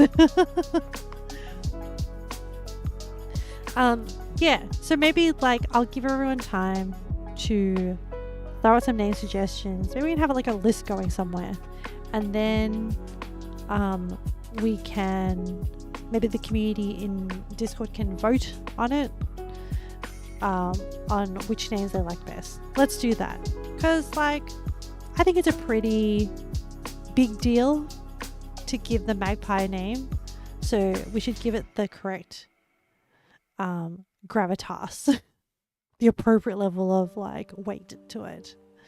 Okay, let's finish up this retro.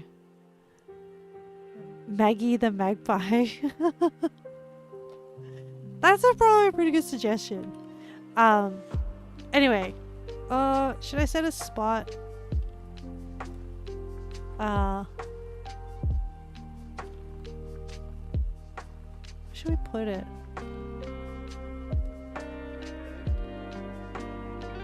I don't know.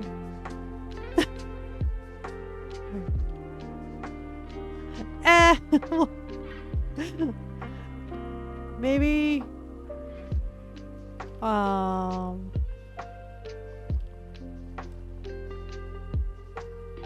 maybe server suggestions? Maybe server suggestions. I don't know. That's the most appropriate one.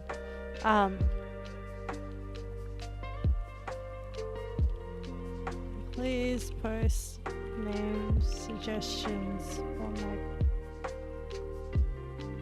here, and then we can vote.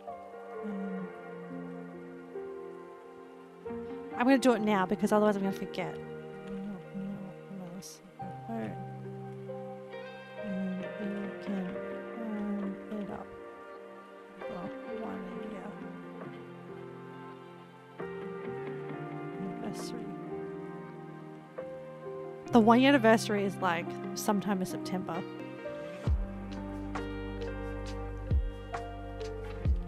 Oh, this thing can also be its own voting thing. Anyway, whatever. This is good. Magpie or peanut butter. That one probably needs more explanation. Everyone knows Mr. Peanut Butter is a dog from BoJack. No, I've never watched BoJack. I did not know that. So I'm not included in the everyone statement. But this is good. Every distraction gives you more walking time. Oh, I'm glad it's useful for you. Everyone.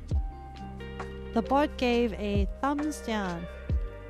Oh, the bot does that to everyone. Up and down. I think it's like preliminary voting. You've also not watched it, yeah. It gives orders so you can choose what to vote, yeah. So you can just click on the emote. Yep. Exactly right, Betchy Bear. It's just putting buttons there for people. Alright, what makes us feel good? Catching up with chat.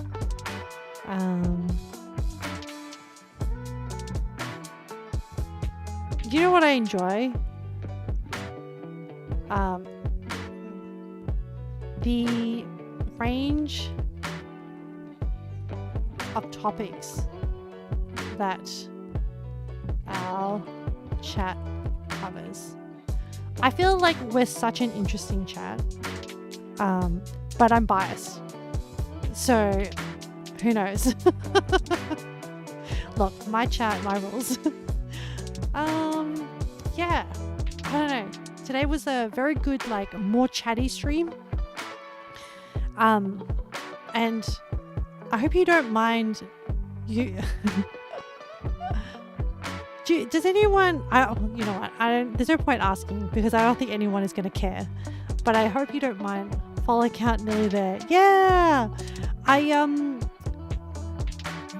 I don't know if Valk is around, but so kind. One of Valk's chatters came and like followed me during Valk's stream. I was like, what? Don't think that I didn't notice. I noticed. Very, very kind. Yeah, it's slowly creeping there. I don't really spruce the goal very much because I don't spruik the goal very much because I'm just kind of like, yeah, it's a number.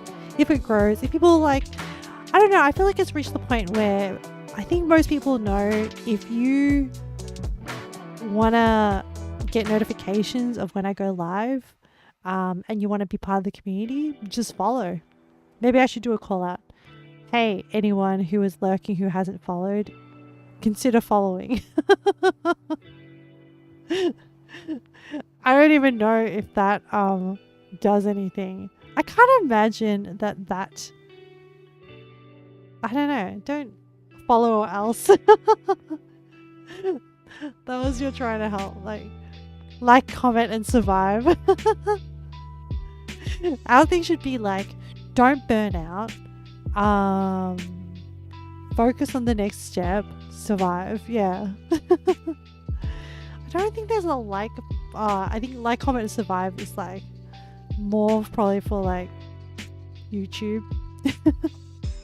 But yes, I really enjoy the range of topics that our chat covers. And I think for me also what pushes us forward is like intentionally growing our community. I am like, I acknowledge that like obviously I've committed myself to streaming 3 times a week and I'm always here when, you know, depending on what's happening and stuff. But yeah, I'm always here. But I also appreciate that like different people can't, you know, you come when you want to come. You don't have to come if you don't have to, like, you don't have to do anything. And so it is always just really, really nice to see people again when I haven't seen people in a while. And, you know, it just makes the absence just makes when people come back more sweeter. So I just essentially intentionally growing our community and I don't know, guys. I don't have enough words to describe how awesome we are apart from we're awesome. So I need to like develop a more extensive vocabulary in order to appropriately describe us. What if you use Vietnamese words as well? Would you have enough then? It's more my brain is really bad at being a thesaurus. Please praise us in Vietnamese is what I'm saying. Okay. Oh, is that what you want? I see. Man, the way you put that, Birchie Bear, makes it feel like it's like a, I don't know, kind of like a spicy request. But, you know, if that's what you want. All right. Okay. All right, let me try. Hello, quý vị. Đây là tên âm nè. Quý vị là rất là thông minh, rất là đẹp trai, rất là dễ thương, rất là rất là vui vẻ. So very much I was like, hi guys, it's me, Ame. You guys you understand if it's just listing insults to me. No. I was like, you're really handsome, you're really cute, you're really fun and positive, and you're really smart. That's what I said. Keeps asking for stuff, real pushy. Betchy Bay, you just had a bad behavior for other people in chat. You should. Real pushy. I mean, your requests are kind of funny and also on topic. Yes, I should use reduce next time. Man, you know, if my shaman arme is scuffed, you guys have yourselves to blame because you never redeem. So I never use it. And so I'm really rusty with the sequence of events that normally happen. So you know what? This is a problem of your making. Get that shaman advice. Back for final wrap up. Man, it's been like 12. Yama was like, I'm in a meeting. Like, she said that like, I don't know, 10 minutes ago, and we're still here. So I should be using the shaman redeem right as you go offline. You got it. You redeemed both once. No, I think that's limited redeem. Yes, you did, Yama.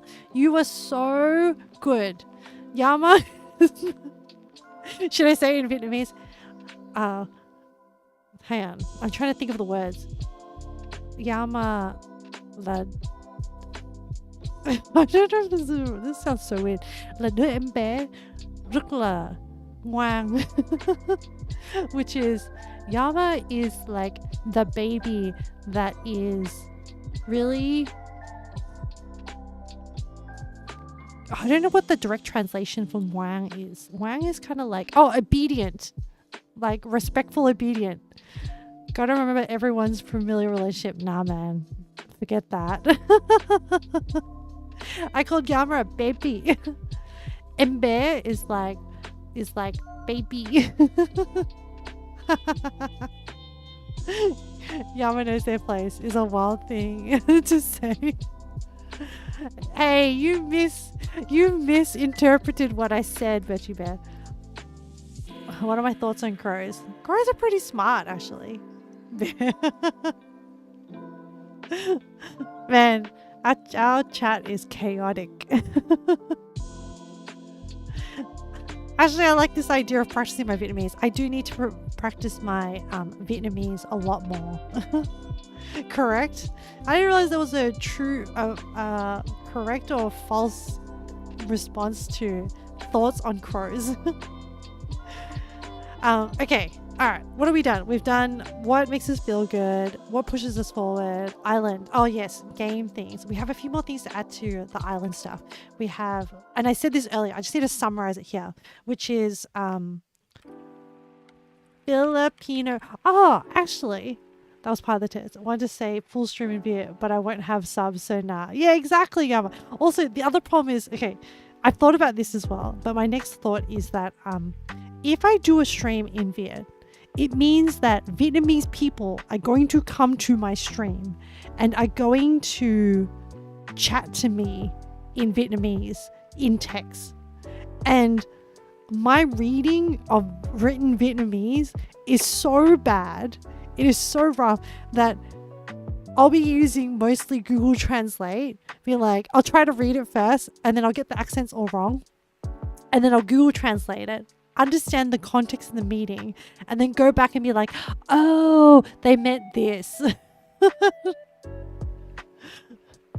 What better way to practice? Yeah, but like, it will be so much stumbling. And I don't mind embarrassing myself. I don't think it'll be a very good watching experience for you. You've gone into Japanese streams to practice. I left after 5 minutes. It was impossible. Yeah, I reckon they would talk really, really fast. Yeah, I don't want to lose my ability to speak Vietnamese because, you know, it's my heritage, it's my culture, and I don't want to lose touch with it. But it's really hard because, like, I do speak to my mum still in Vietnamese, like my parents in Vietnamese, and the problem is that you can talk about everyday things, but when it becomes more than just that,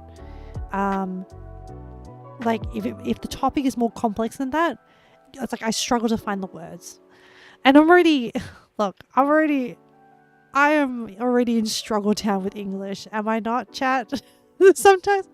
How many times have I been like, what's that word? Remember the other day we were like, hey, what's that word that means human characteristics to non-human things? And the word was anthropomorphic. And I completely forgot. It's time for lunch now. Catch you all. You're still here. Else have a good day. We're going to finish up, Yama. Don't worry. But thank you so much for joining chat. Bye, Yama. Anthropomorphic. Oh, see? Already struggles. You guys already told me the answer. Oh, actually, question for Leo. What's the difference between using the word Philippines and Filipino? Because Filipino is spelled with an F. I never really understood. / Anyway, educate me, please. Philippines cooking day on the Oh yes, thank you so much for dropping in, Yama. I hope you enjoy your lunch. I have not changed. I'm still like, I wonder what Yama's gonna eat for lunch.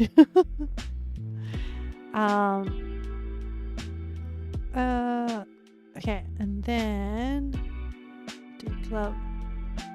And then what's the next day? Oh, 16th.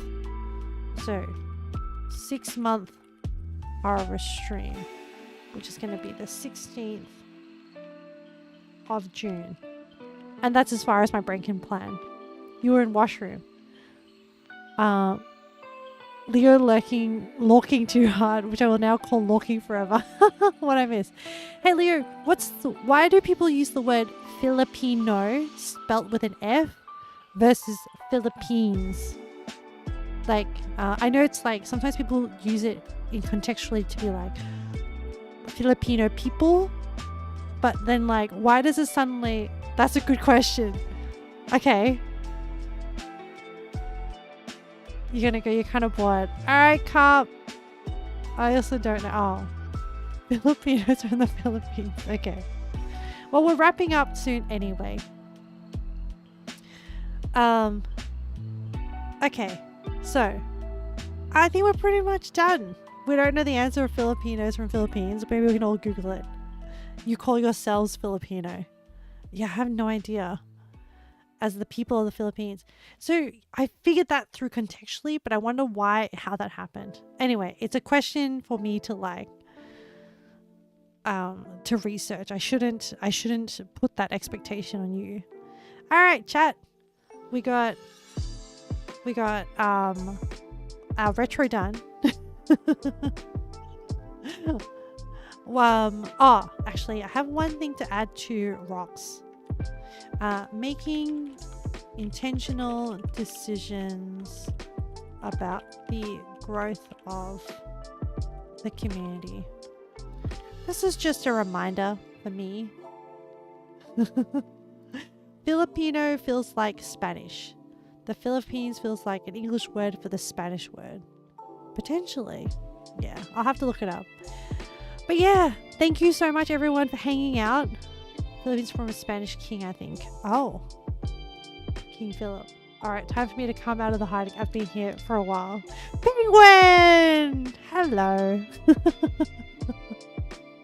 What? You waited until we said goodbye. Why were you lurking? Oh, I mean, like, you could have a multitude of reasons why you're lurking. I'm just curious as to whether, like, you were, I don't know, building a palace in V Rising. Oh, take it easy one. Yeah. You were just mega distracted wilds. Ah, yeah, fair enough. But yes. Oh, shout outs. So thank you to 3 Cheers Cat for gifting a sub to Yama. Thank you to Cupcat for subscribing. To our active chatters, we had Birchie Bear, Leo, we had Cupcat, we had Yama, we had 3 Cheers Cat, we had Cupcat also, Sammy, and then we also had you don't play V Rising? You mean you don't support your significant other in their V Rising pursuits? So many animals came to say hi. Yeah. Wait, hang on. I lost count. Oh no. Wait, I gotta start again. We have Leo, Birchie Bear, Penguin, Valk, 3 Cheers Cat, Yama. We have Carp Cat. We had Tidy. Is that everyone? Oh my gosh. At some point, I don't think I can do these like Oh, I mean, at the moment, it's like, can I remember 10 things? This is the exercise. Listening to him dodge the sun in the other room and just rolling his eyes like, get back on Wilds. Penguin just like, why V rising when you can hunt? But yes, I need to, I don't know, we'll do it for as long as we can. But yes, thank you so much for supporting my stream. Thank you so much for hanging out. Thank you so much for coming in and checking in and saying hi and yeah, all the good things. I appreciate you guys. And remember, I already quý vị là rất là đẹp trai, thông minh. I'm not going to translate. We both have our own interests. I just treat Monster Hunter as a religion. You must worship every day, Penguin. It's an everyday, instead of a prayer, it's a hunt. Meg Bisaya. Oh no, now you're speaking dialogue and I can't understand. Goodbye. All right, yes, we are wrapping up. Yes, we're taking too long to say goodbye. Bye everyone, take care, and whatever you're up to, good luck with it all, and I'll see you Wednesday for Yakuza. Oh my god, I'm so excited. Okay, bye.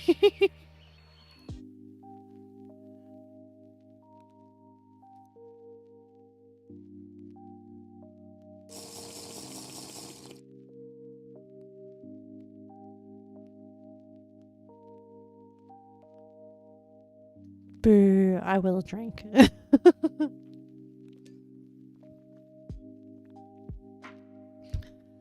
God, I thought like Yama triggering it would be enough.